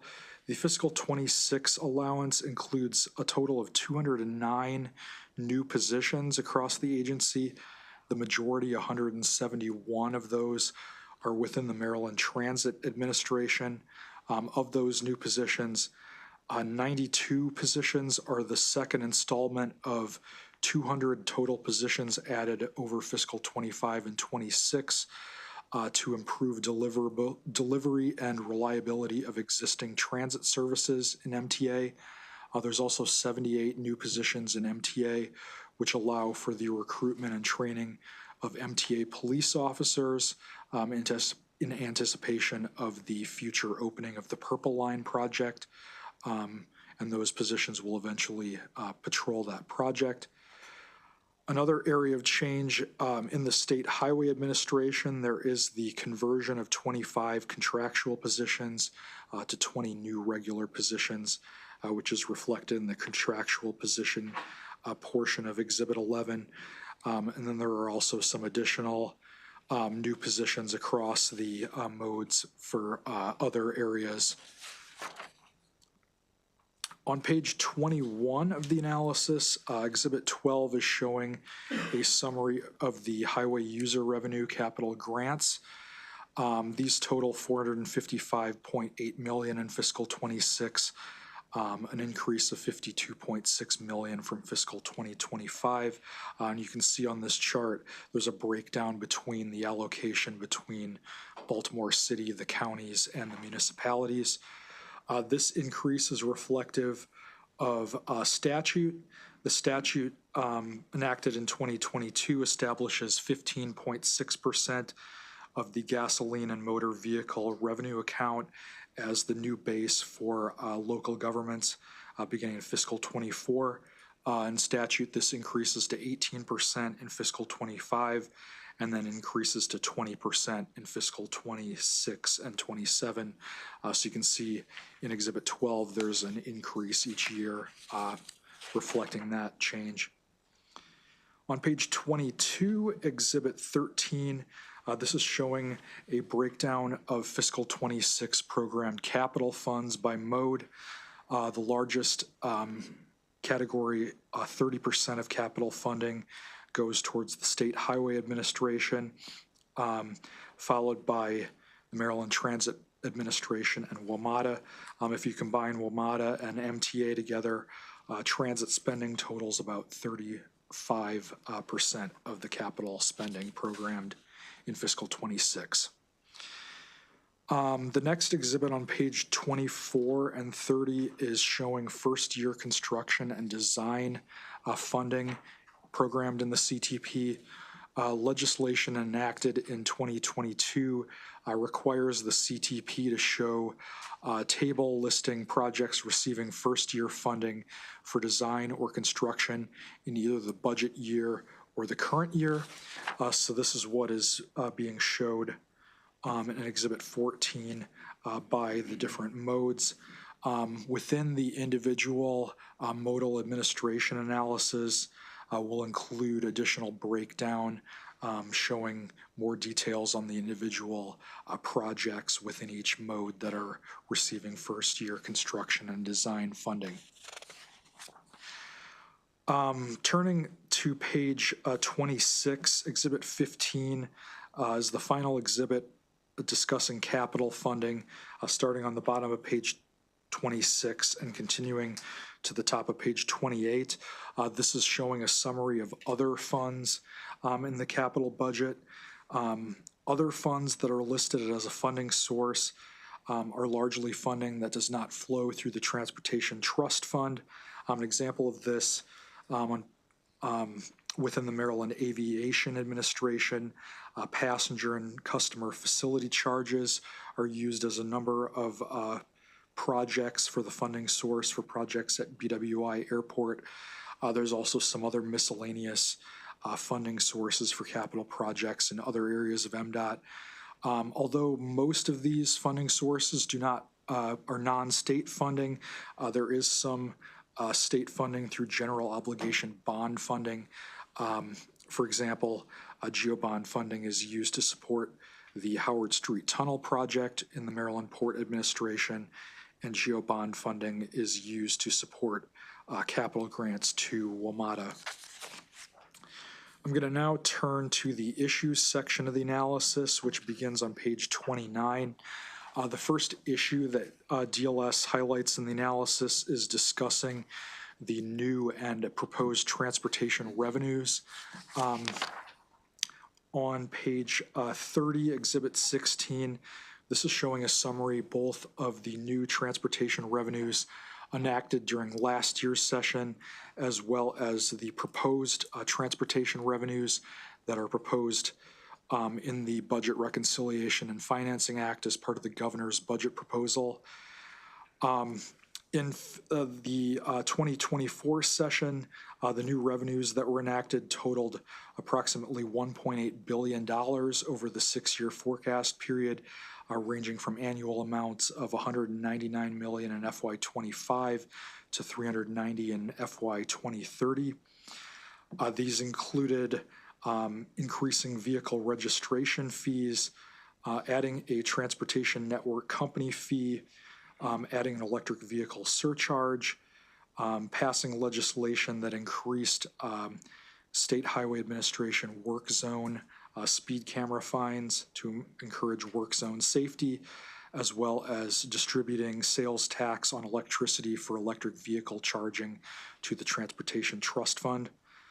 The proposed new revenues included in the budget plan this session, the largest of these include a 75-cent retail delivery fee.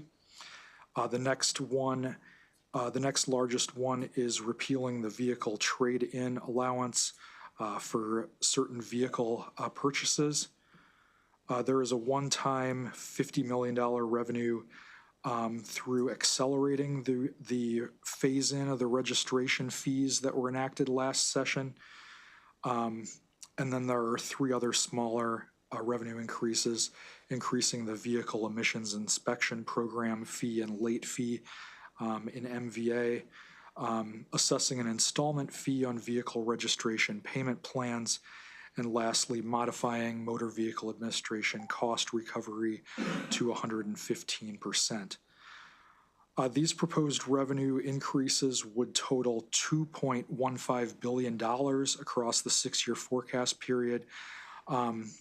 The revenues in fiscal 26 would total $470 million and then $420 million annually in the future years of the forecast period.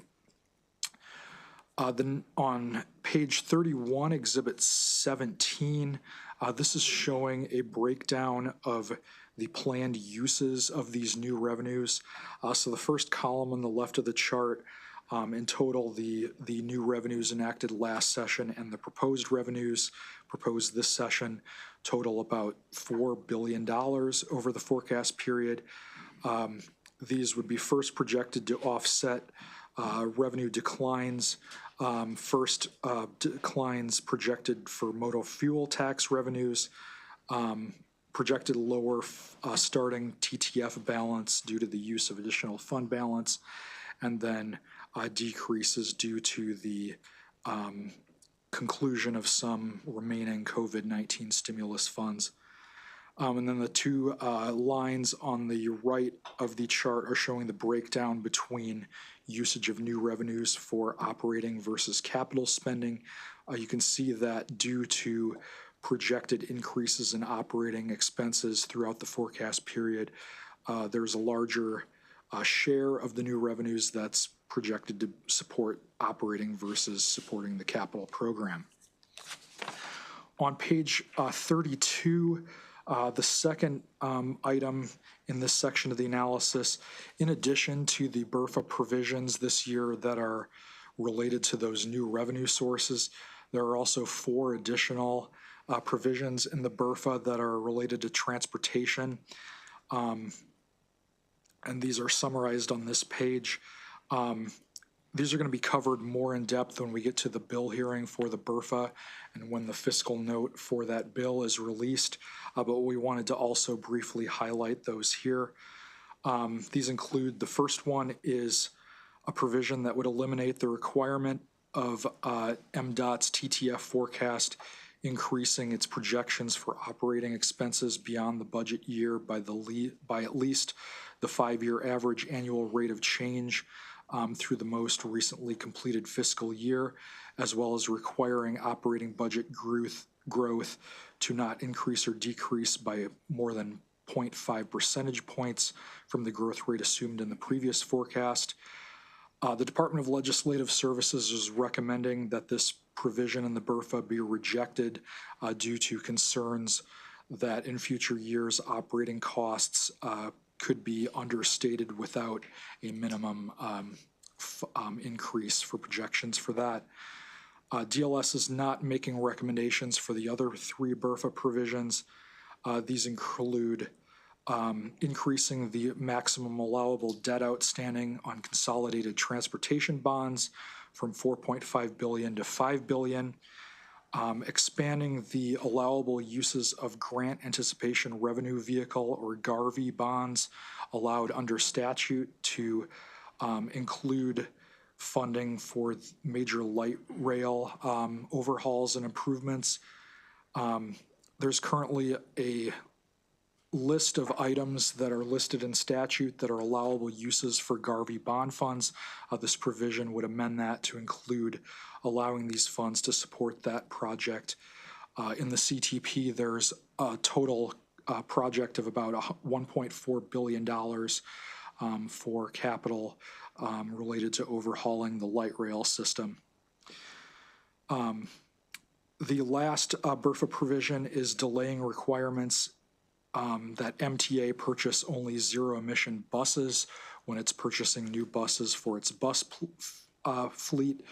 This BRFA provision would delay the current requirement for that starting in 2027 to begin instead in 2032. As I said earlier, there'll be more discussion of these BRFA provisions in the fiscal note as well as the BRFA hearing for that bill later on in the coming weeks. The final issue that's covered in the analysis beginning on page 33 is related to a proposed new capital expansion prioritization program. There's been departmental legislation introduced this session, which would require MDOT to develop a new project-based scoring system to evaluate certain major transportation projects for potential inclusion in the Consolidated Transportation Program. The goal of which is to develop a model which would use objective and quantifiable measures related to goals established and prioritize the consideration of benefits of a project related to its cost towards the state. During the 2023 interim, the Train Commission included a recommendation for developing such a model. There were concerns raised that the existing process lacked transparency. So that is one of the goals in developing this new model. On page 35, the key goals and metrics of the model that have been identified by MDOT are laid out. These include goals relating to safety, accessibility, and mobility, climate change and the environment, social equity, economic development, sustainable land use, and demand management. So for example, under safety, there is a metric that states reduction in fatalities and serious injury per 100 vehicle miles traveled.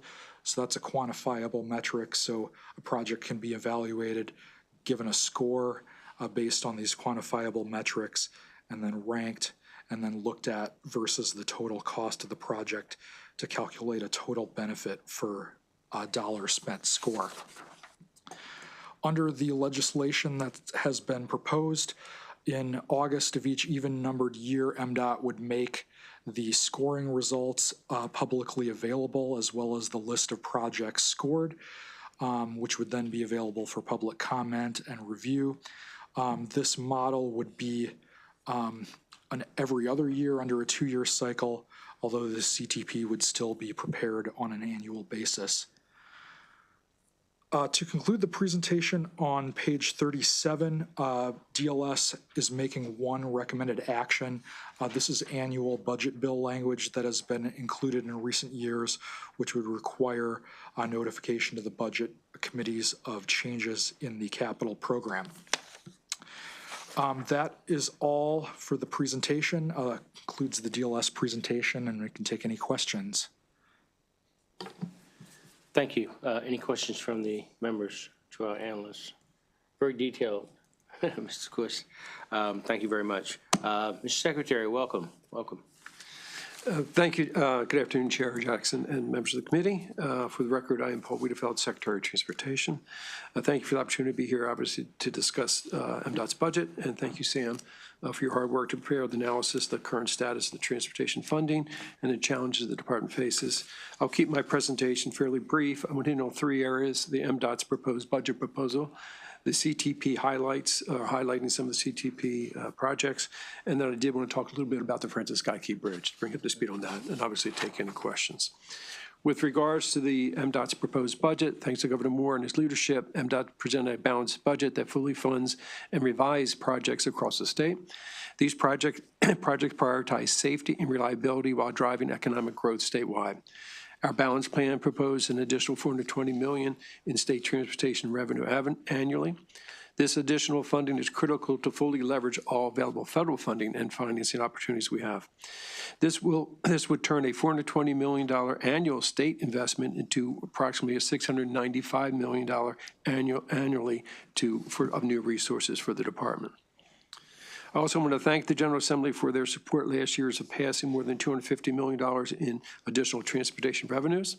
The additional revenues passed last session allowed MDOT to restore the most impactful reductions that we were facing at that time. For example, this included increasing funding for MTA's mobility service for disabled to meet its rising demand and increased contract costs. It allowed us to fund the highway user revenue and lots programs that were in jeopardy. Maintaining funding for the MARC and commuter bus services that also were at that time being suggested for cutting. It allowed us to meet our operational financial commitments for the WMATA system and continued operating programs like the State Highway Administration's Operation Clean Sweep initiatives targeting roadway side litter. While the funds filled some critical needs, they were not sufficient to address the growing needs. With additional revenues proposed by Governor Moore in this year's budget, the department is able to address critical safety and maintenance projects, all with an eye to fully leveraging our federal funds and supporting inclusive economic growth. Turning to highlights of the CTP, MDOT's balanced plan includes maintaining operations across the department and advancing priority projects. This includes constructing critical safety projects on I-81 in Washington County and US 15 in Frederick County. We're also advancing design on previously deferred projects throughout the state, such as Maryland 97 in Montgomery Hills, Maryland 90 in Ocean City, Medical Center Drive in Prince George's County, Southern Maryland Rapid Transit Study, and many, many others. The additional revenues will also fully fund the modernization and overhaul of the Baltimore light rail system in conjunction with the state's $213 million federal grant awarded to purchase new and accessible light rail vehicles. The program also enhances economic competitiveness of the Port of Baltimore to maintain and expand its ability to drive growth and opportunities throughout the entire state, and will address system preservation and safety needs at BWI Thurgood Marshall International Airport and Martin State Airport. Finally, turning to the Francis Scott Key Bridge, while we're highlighting the MDOT's projects today, I want to take a moment to discuss our progress on the Francis Scott Key Bridge rebuild. To be clear, the bridge is owned by the Maryland Transportation Authority, which is separate from the MDOT's budget and state's Transportation Trust Fund. And as you know, the MDTA is funded by its toll collections. Governor Moore and I are grateful to the Maryland federal delegation for getting Congress to pass federal funding to rebuild the bridge, but of course we will continue to work with the OIG's office to recoup funding from those who are responsible for that tragedy. Our progressive design builder came on board last fall, and pre-construction activities began in January. And MDTA is working to accelerate the timeline to rebuild the bridge and have it fully open to traffic as quickly as possible. In closing, I'm eager to work with this committee and the General Assembly to pass our proposed transportation budget. The budget before you is contingent on additional revenues being available to fund many critical operations and projects across the state. Given other changes that have occurred since the draft CTP was released back in September, if the proposed additional revenues do not pass, I expect we would have to make additional cuts beyond those made last September in the draft CTP. In contrast, the additional $420 million in annual revenue into the program is vital to Maryland. The dollars will be spent on a variety of critical investments and advance MDOT's priorities in every jurisdiction in the state, including constructing long-promised transportation projects that will help Maryland's economy grow.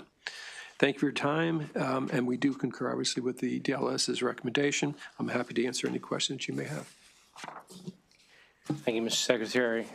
If you could, please focus on page 31 for me for a second. If you could speak briefly to the, the increase of operating dollars versus the capital spending increases. Looks as if that's changed this year. It's not more of a 50-50 split. It's more of a, page 31. Sure. No. Yeah, that's reflecting, and I say if I got this right, it's reflecting the chart on 16, correct? It's basically, it's the additional dollars. 17, Exhibit 17. Excuse me?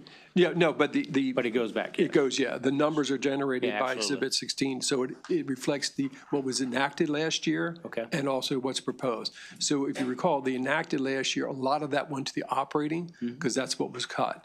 So that basically it's reflecting, that bar is reflecting a lot of those costs, or I'm sorry, a lot of those expenditures. In the increased capital, that number will grow larger as we applied federal dollars and other financing mechanisms we have in the program, if we get those dollars. If you get the that are dollars. proposed by the governor. Okay. Keep us abreast. Yes, sir. Thank you. And I'm going to be getting those on page 32, if I'm keeping up. The light rail, the expansion, expands the pledge of future aid to include major rehabilitation existing light rail. So typically we look at what is currently listed as projects that would fall under the Garvey bond. Can you explain why about the light rail system in the city? Sure. And what you're proposing here? Sure. I mean, just real quick on the project itself, that system is aged out. You can't buy equipment for that system any longer. So in effect, we're going to replace the entire system, cars, stations, track systems. So that's what that reflects. By allowing us to use the Garvey funds, it allows us the financial mechanism to deliver that project. And that's why we're suggesting that it be put into that categories of acceptable use of Garvey funds. But while we're certainly, we're your partner in this, what do you think it's going to take for us to be able to do that? I mean, we want to stay in line. We want to make sure that we are, particularly now, we want to make sure that, any opportunity for matching funds does not get jeopardized as we're moving forward. So what would you need if we were to be okay with this and digest this properly or the way you like, what will we need to do to ensure that we are? What we proposed in the proposed budget is the ability to pull down those $213 million worth of federal dollars and to continue that project in total. Okay, and then when that concludes, will we stay on the, because of the description of the projects that those funds are for, would we, is this a one-time opportunity because of the need? Or are we looking to change the criteria of the process? No, this is a grant that we've got. If we don't have the state dollars, we can't pull it down. So this is an opportunity that would be lost if we don't match those dollars. Okay, all right. We will continue to talk about that. Lastly, for me, I think on 34, maybe. For right now.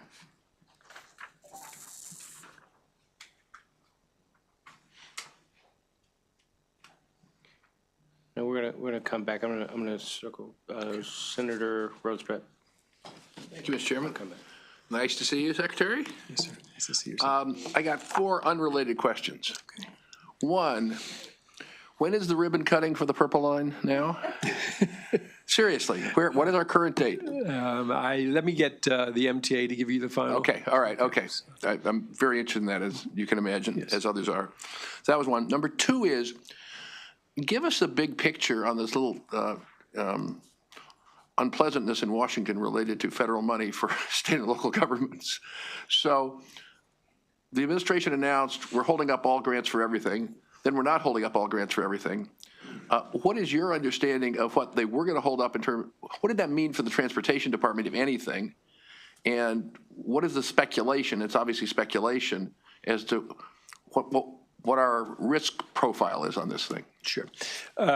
The biggest risk for us was in the transit mode. There were other modes that were going to be hit, but the primarily one would have been transit. But I think what's played out nationally is the ramifications of that across the board.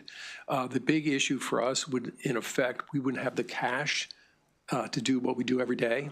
And that would have been the issue, and that's what other states were facing, is they just don't have large pools of dollars sitting aside. So if they're not pulling down those federal dollars at the rate we spend daily, that would have been the issue. The cash flow issue. The cash flow, yeah, would have been a huge cash flow for every state in this country. So that's really where a lot of the reaction came from, and I think that's why you saw the shift of policy there very quickly. Why is it more in transit than in highway?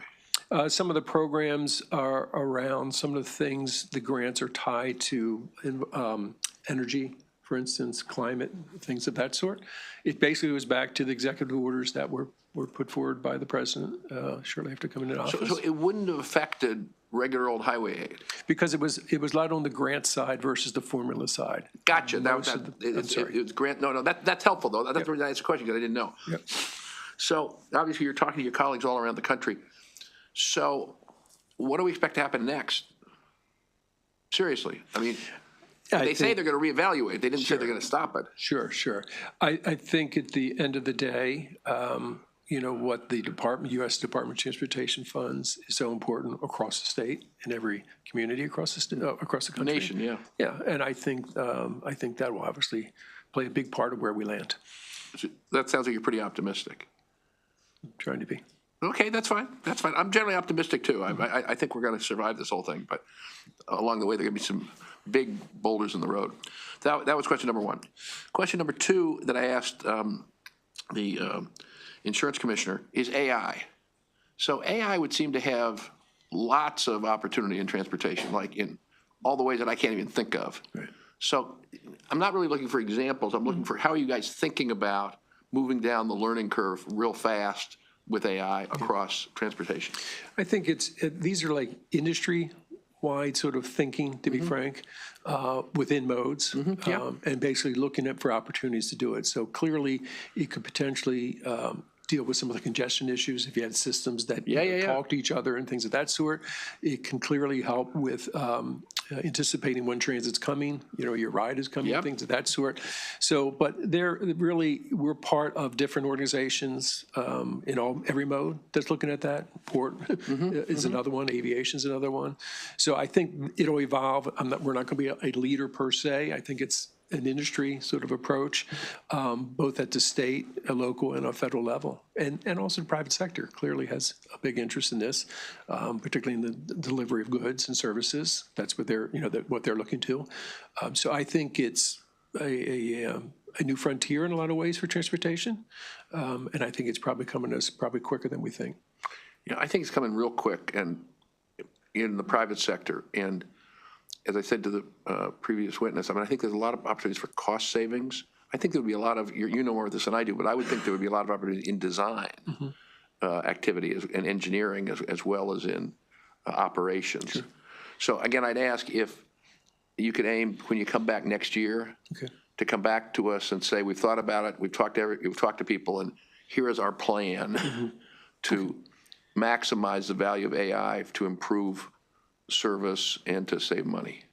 Yeah. I mean, as you know, I'm sure you've been following this. I mean, this changes almost by the day. We just saw with China coming out with what they've just come out with, which is actually open sourced, which is kind of interesting that they're doing they want into our bedrooms. So, I mean, it literally is moving that quickly. So it's not something that we're going to wait till next year. Okay, but I'm saying, I'm not asking you to do something. When we come back. At the end of the session, I'm just saying, when back next year, I hope we'd have let's say, here's what we've looked at, here's what we're thinking about, here are our priorities, here's where we think we can do the low-hanging fruit, that sort of approach. Will do, Senator. And last but not least, of course, apprenticeships. So you've made some progress on some apprenticeships. Can you, either now or when the modes come in, talk a little bit more about what you've done over the last year in terms of creating apprenticeships? We will. I'll have each mode hit on that because each mode is doing different initiatives. Literally starting from high school. Yeah. High school's where to start. We've been very aggressive. Yeah. No, I know you have. You've been leaders, but I'd like to get an update on that with the modes. And then similarly, I'd like to do some budget language that looks at, by the end of this calendar year, kind of a department-wide plan of where we're trying to go with apprenticeships. Okay, will do. Thank you. Thank you, Mr. Chairman. Thank you. And I appreciate you doing the homework that was assigned to I think you and I from a colleague regarding AI. Yes, thank you. But before we move on, Mr. Secretary, let me congratulate you and your entire team during our snowstorm. You guys did tremendous work. Our locals had a bit of a problem. But I never got a word out of from my constituents about the state roads. Okay. And for me, where I'm at, I cover southern Prince George's, Calvert, and Charles counties, and so those are rural areas, and that's huge. Those numbered roads that no one in the counties, stake claim to, but you all made sure were clear. Again, we had some challenges locally, but I want to commend you on that. And I thought about Operation Clean Sweep. So it was a challenging storm because it did hit areas of the state that generally don't get hit to that scale. Yes. So that is it's a stress on us, and obviously a stress on the local systems as well. As you may know, we've had some significant snowfalls in Western Maryland that we've dealt with over the last 6 weeks. But this one that hit in Southern Maryland, Lower Eastern Shore, is a little unique. No, that was a terrific job. And the thoughts that came to my mind about Operation Clean Sweep was, you all did a terrific job. You heard, our requests from our constituents to keep the streets as clean as possible. And we talked about the funding for that. And because we had some, mild winters, how, if at all, now, do you anticipate the storm and the cycle we're on, how that's going to impact us going forward to keep our roadways clean as well. So you can either answer that now, or you can wait when you come back with your other groups. But I just want to make sure I don't want to leave the day without saying congratulations on that. That's remarkable. So yes. I can send Sally just to say amen to that, because living in College Park, where my street is a city street, the connection from my city street to Route 1 is a county road, and during Snowmageddon, I could get around my neighborhood easily. I could get out to Route 1, and then I couldn't move. Right. And so this time, by the time I got out to Route 1, it was terrific. So congratulations. Yeah, it's a great job. Great job. Senator Young. Thank you for that presentation. My question is with respect to the delay to MTA to purchase zero emission vehicles by 5 years. Has there been an analysis as to how that might affect our climate goals in the Climate Solutions Now Act. And if there is a quantitative effect, is there another area within your department that could compensate for that? Sure. Thank you for the question. We're facing the same issue a number of other transit properties around the country are. Wilmot is doing the same thing now as well, is deferring to a later time purchasing the vehicles. Part of it's just the industry itself being able to produce them. In terms of how do you make that up, you get more people to use transit. By nature, that's really where you get your most bang for the buck. Yes, there is a marginal difference in the buses, but at the end of the day, the true gain is getting more people to use transit, which then has a much greater impact on climate. So that's what we're focusing on, and that's why if we can improve the reliability of the service, that's what helps do that. We may see a lot of that now if the federal workforce comes back, for instance, in the Washington region. So that's really the key, is getting more people to use transit is the real key in my mind. Thank you. I like that answer. Thank you, Mr. Chairman, and I thank you for all the information, Secretary. I'm going to go backwards. There's a couple of things. I want to thank you, first of all, for the information for the Key Bridge. You know how important that is to me. But I would love to see that ongoing to the committee here. Yes. It's important for every one of us to have the ongoing information that's coming in and how we're moving forward with that. Because, as you know, in my district, there is the Key Bridge right there. Yeah. And it's where our people working at Trade Point Atlantic and the Port of Baltimore are so dependent upon that. Mm-hmm. And we've found other areas, of course, to get there and get back home. But as we move forward, it would be great to have the more information that is coming in, if that's possible. And we really appreciate that. Thank you. Yes, sir. Yes, sir. And also how we're moving forward with the Howard Tunnel. Mm-hmm. And the I see on I think it was page 30 or page 17, I'm sorry, what we're looking at right now with the appropriated funds. How is that going? I know we had private funds, state funds, federal funds, and how is that looking right now? It's actually looking much better than last year when we were here. As you may know, I know you said you do know this, they've actually started double stacking. They reached an agreement with Northern Southern, I think, or whatever the official name of the railroad is. So they created this northern route to do it. So that's not the answer. That's not the real growth for us. But by doing that, it's allowed them to increase or to accelerate their schedule on the construction on the tunnel. So that is a really good sign. They have some still things they have to go through in communities, because it does impact some communities, as you know, Baltimore City, that they're working through. But knock on wood, I think that is going very well right now. I appreciate that. Thank you. Just a couple more things, if I could, Mr. Chairman. The department has completed its work, or has it completed its work for the electrical vehicles, the charge areas where they have the portals? Is that still ongoing, or? Still ongoing. We have contractors on board now. We had to go through a process to bring the contractors on board, so they're now on board. So that will move very quickly. I will caution that was one of the areas that was focused by the recent, basically the official term was, but whatever came out 2 days ago, that was one of the focus areas that would have slowed that down. Right. But we have the contractors on board, we're pushing as fast as we can on that. And I know there are ones that we do for private, but they're for the customer as well? Mm-hmm. Both? Yep. Okay. And just one more thing. I know I was out with our people that work at the Port of Baltimore, and we were with them as they were striking, and we knew that could have been so much more detrimental to everything that we know coming in and out of the Port of Baltimore for trucks and for rail and anything else. Does the department or have they ever looked into the possible impact for strikes of this nature that maybe it's hard to, I guess, guesstimate anything, but is there anything that we're looking to making sure that we can be ahead of this if it comes to be next time? As you said, I try to keep a very close relationship with our local partners here. As I do. I know Scott, and Scott and I talked quite a bit before the first before the strike, and then even the potential of another one.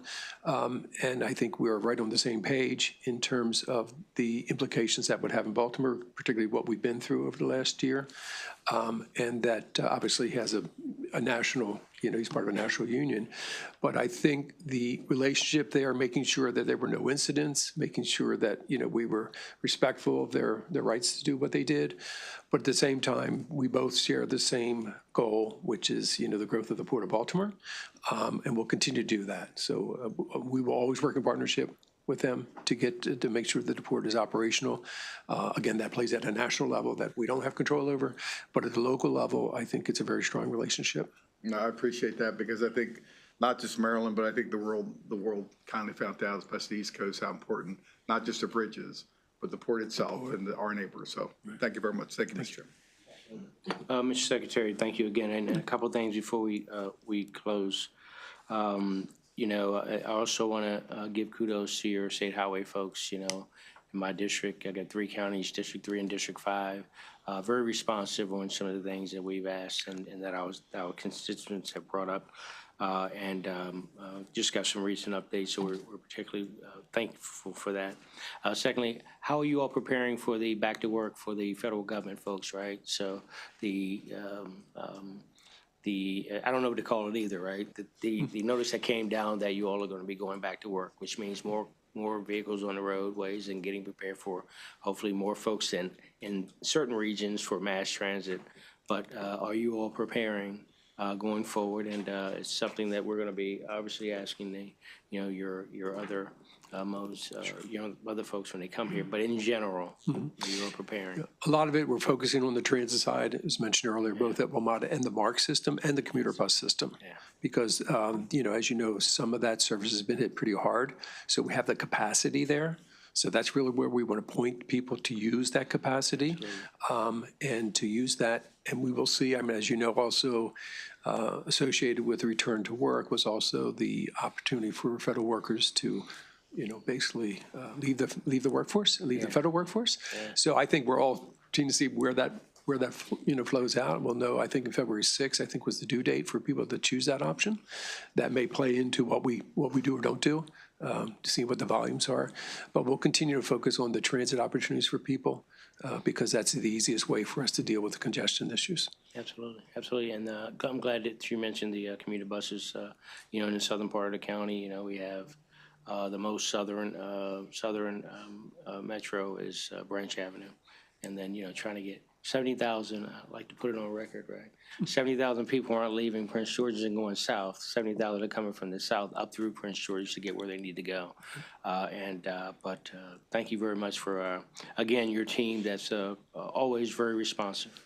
And we look forward to continue. There are a couple of pieces of legislation that we're working on with your department. So we want to thank you for that. So if we don't have any more questions, thank you very much. Thank you. We're going to move to, we have some you have debt. Yes, we have debt service, but I also have, I need to talk about the order. So do we go to, are we going to go to, we're going here first, or we're going to wait till after that? No. It's up to you. All right, Mr. Secretary, if you could, we've got 4 testimonies coming up after you. So before we get to the debt, so thank you. So I'm going to call up Michael Sakata and John Laria. And yeah, let's start with 2 and 2. We have 2 others. If you would, gentlemen, we do have your written testimony, I believe. And but go ahead and proceed. Say your name for the record and proceed. Mike Sakata with Maryland Transportation Builders and Materials Association. Yeah, please, Fulford, may I proceed? Sorry, please, Mike. Yeah, no, thank you. Yes, sorry. 2 minutes. Yep. Thank you. Okay. MTBA, I represent MTBA. We're the leading voice for the transportation industry here in Yep, yeah, no problem. Maryland Transportation Builders and Materials Association, MTBMA. We represent all our businesses, of all sizes in construction, transportation, materials, engineering, and consulting. We maintain a strong relationship with MDOT, with a lot of the DOTs, and all its modes. We work together to enhance the safety of our system, build the transportation workforce of the future, and sustainably grow the system to meet the diverse needs of all Marylanders. Organizations like MTBMA have come together, by the way, to form Mobilizing Opportunities for Vital Economic Growth, or Move Maryland Coalition. It's a broad-based cross-sector alliance addressing the state's transportation funding crisis. This coalition is committed to securing the 2025 transportation budget that invests at the least the levels that Governor Moore has proposed. Our members have strongly advocated for additional transportation funding. Last year's CTP and this year's draft CTP made deep funding cuts to transportation system. I think for us, it's more about it's not just the projects like we've talked about FSK, at the port, at our airports, our roads, our highways, our transit lines. It's about the lifeblood of Maryland economy. Okay, it's about getting folks to and from their job, to and from their place of business, to and from getting home safely. You look at projects like I-81, US 15. Those are safety projects, and those projects are helping us compete regionally, helping us compete locally, and we definitely want you to support this. Yeah. Thank you very much. Mr. Chair, members of the committee, I'm John Larry. I'm testifying as chair of the Baltimore Regional Transit Commission. I'm a private citizen, but we're a public commission, so we work for you. And I'm here in part to give you some report from the field. What does it look like from us? We're out there. We've submitted an annual report to the legislature as is required. But I'm here today on behalf of the commission to talk about this CTP. We participated with MDOT in the CTP tour. The draft CTP, to be blunt, was problematic at best and chaotic for us at worst because of what it would have done. A significant step back for the Baltimore region, for Marylanders who rely on transit to get to work, to school, to medical appointments and more. It would have impaired economic opportunity, and as Governor Moore recently said, you can't have economic mobility without physical mobility, which I thought was quite on target. Also, it would have impaired economic growth in the city and, of course, then economic growth in the state. So there was a great effort launched, I think, to talk about this, and fortunately, the governor and the secretary released a CTP that now does the job that it needs to do, at least in the first instance. It proposes, as you've heard, transformative investments for transit in the region. It's not the maximum that we need, but it is the minimum that we need, and it may be the maximum we can do under these circumstances. And we're very appreciative. We hope that you can join the governor in providing this support. I'll just tell you one anecdote. The commission went on a tour of the light rail system, which you certainly may choose to do. Some of the Transit Caucus members went there as well. Light rail yard in Baltimore, we learned that there is a traction power substation that if it fails, and it may fail, would take down the entire light rail line. And this traction power substation is part of the line to BWI Airport, that if it should fail, and again, it is not in good condition, it would take down light rail service to BWI Airport. So I submit to you those two examples of why this is so critically important for us to invest. And finally, the CTP has a plan to invest not only in the substations, but in the entire, as the secretary said, light rail system. And that's just one example. That's it, Mr. Chair. I just thank you, look forward to any conversations. We're here at the commission, as I said, to be an extension of the work that the state is doing. It's a privilege to serve in that role and to come and talk with you and try and provide you some feedback. So thank you very much.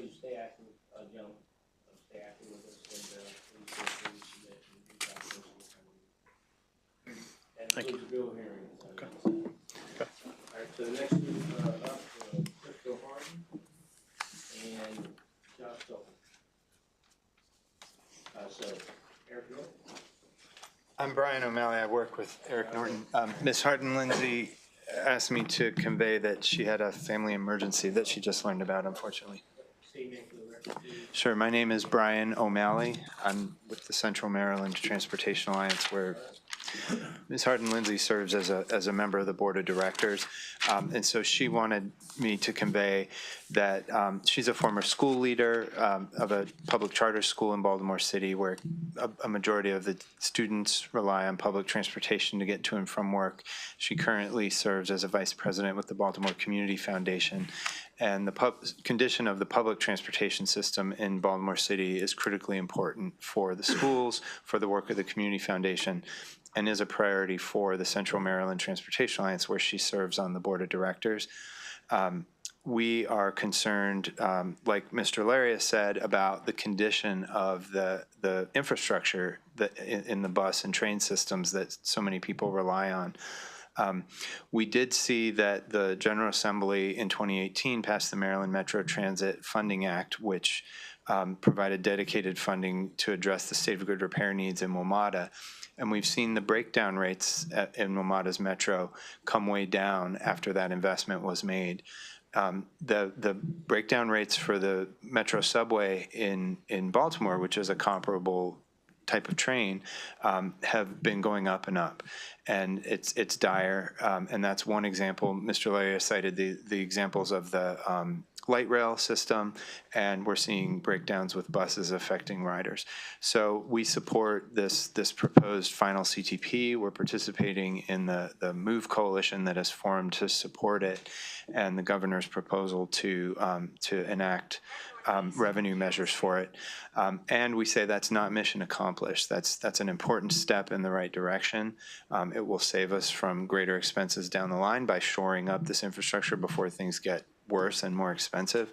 And we ask you to continue to care about these issues, keep an eye on them, and look for ways to invest in the state of good repair of the system. Thank you.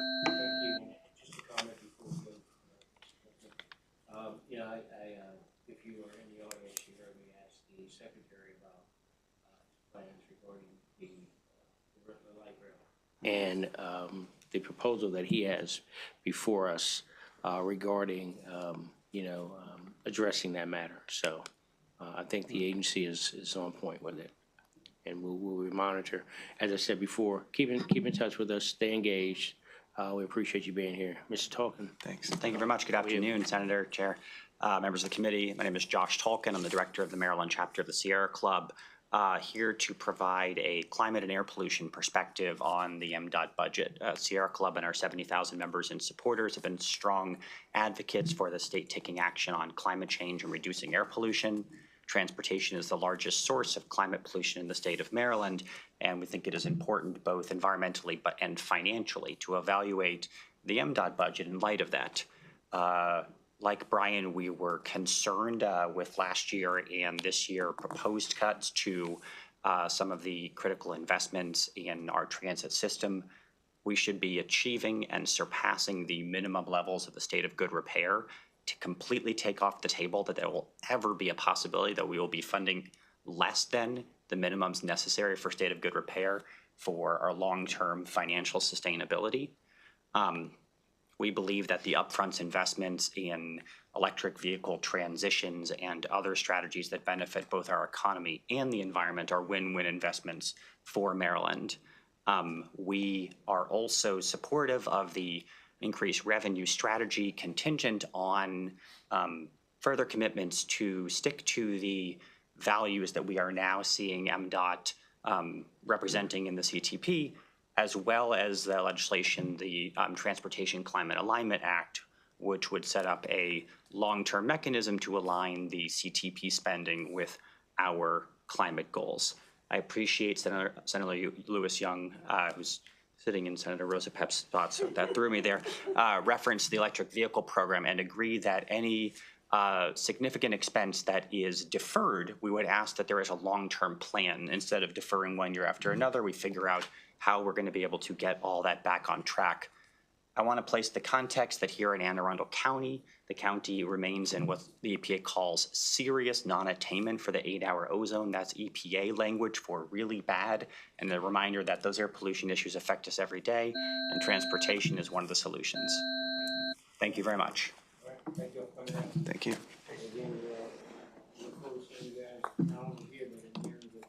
Thank you very much. All right, we're going to move on to the other section. We're going to move to debt service.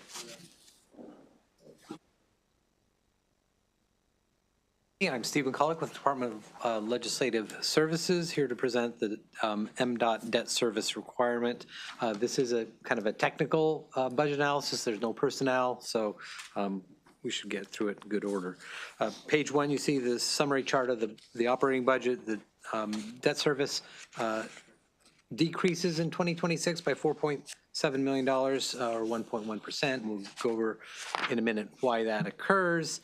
Turning over to the next page, state law and bond covenants and agency debt practices limit the amount of consolidated transportation bonds, or CTBs, that may be issued with a debt outstanding limit and 2 criteria.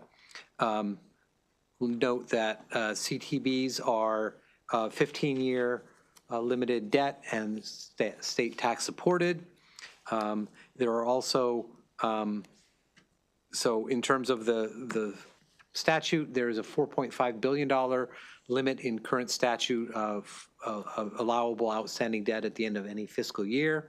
The BRFA, as introduced this year, does contain a proposal to increase that to $5.0 billion.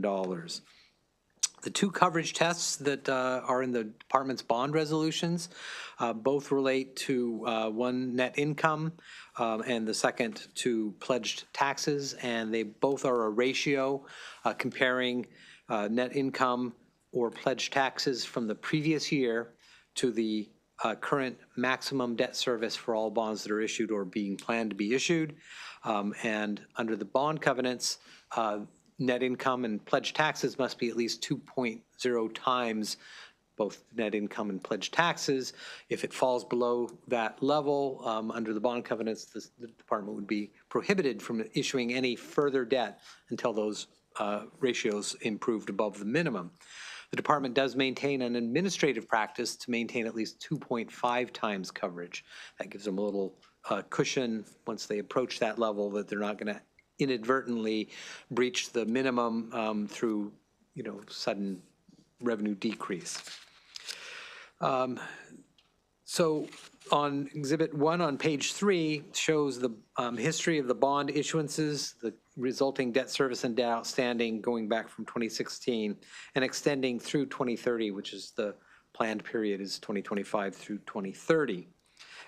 You can see that in 2024 and 2023, there were no CTB debt issuances, and that has contributed to the decrease in debt service that we see in the 26 budget, and additionally led to decrease in the outstanding debt because we've had a couple years of debt payments that are paying off bonds without having issued new ones. You can see in Exhibit 1, the debt issuances for the planned period are relatively steady, rising throughout that period, which will result in slight increase in the debt service in the coming years. On page 4 is a discussion of Garvey bonds. So as you heard in the overview, the administration has a proposal to authorize a new use for the issuance of Garvey bonds, and Garvey is a bond that's issued in anticipation of future federal aid. And so it basically pulls forward and increases the capital program when they're issued, but then until the bonds are paid off, there is a portion of that future federal aid that's devoted to paying debt service instead of being available for capital, pay-go things. So there is a trade-off. The Garveys were originally issued or authorized to fund the Intercounty Connector, ICC. $750 million were issued over 2 years. The last of those bonds were paid off in fiscal 2020. Until that point, or at that point, there was no further authorization to use Garveys. However, in the last year or the year before, legislation did put into statute a permanent allowable use of Garvey bonds with limitation that Garvey debt outstanding could not exceed $1 billion in any year. And it was for a specified list of projects, which, as you heard, the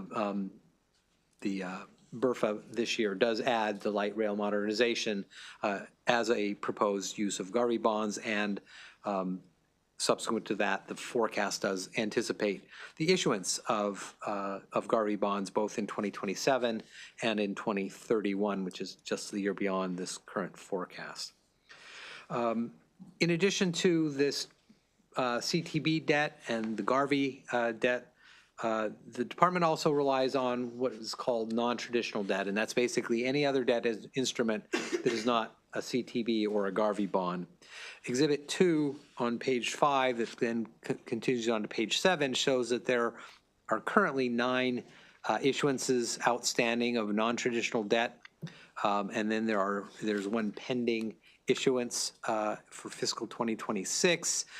The issued and pending non-traditional debt is projected to have just over $820 million in unpaid principal at the end of fiscal 2026. All of those issuances are shown in Exhibit 2. That takes us then just to page 8, which is the recommended actions. There are 2 recommended actions, which are both annual budget bill language recommendations.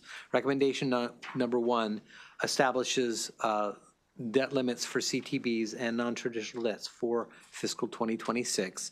And the second recommendation requests or requires actually non-traditional debt reports to be issued twice a year in conjunction with the issue of the draft forecast and the January final forecast. That concludes my presentation, Mr. Chairman.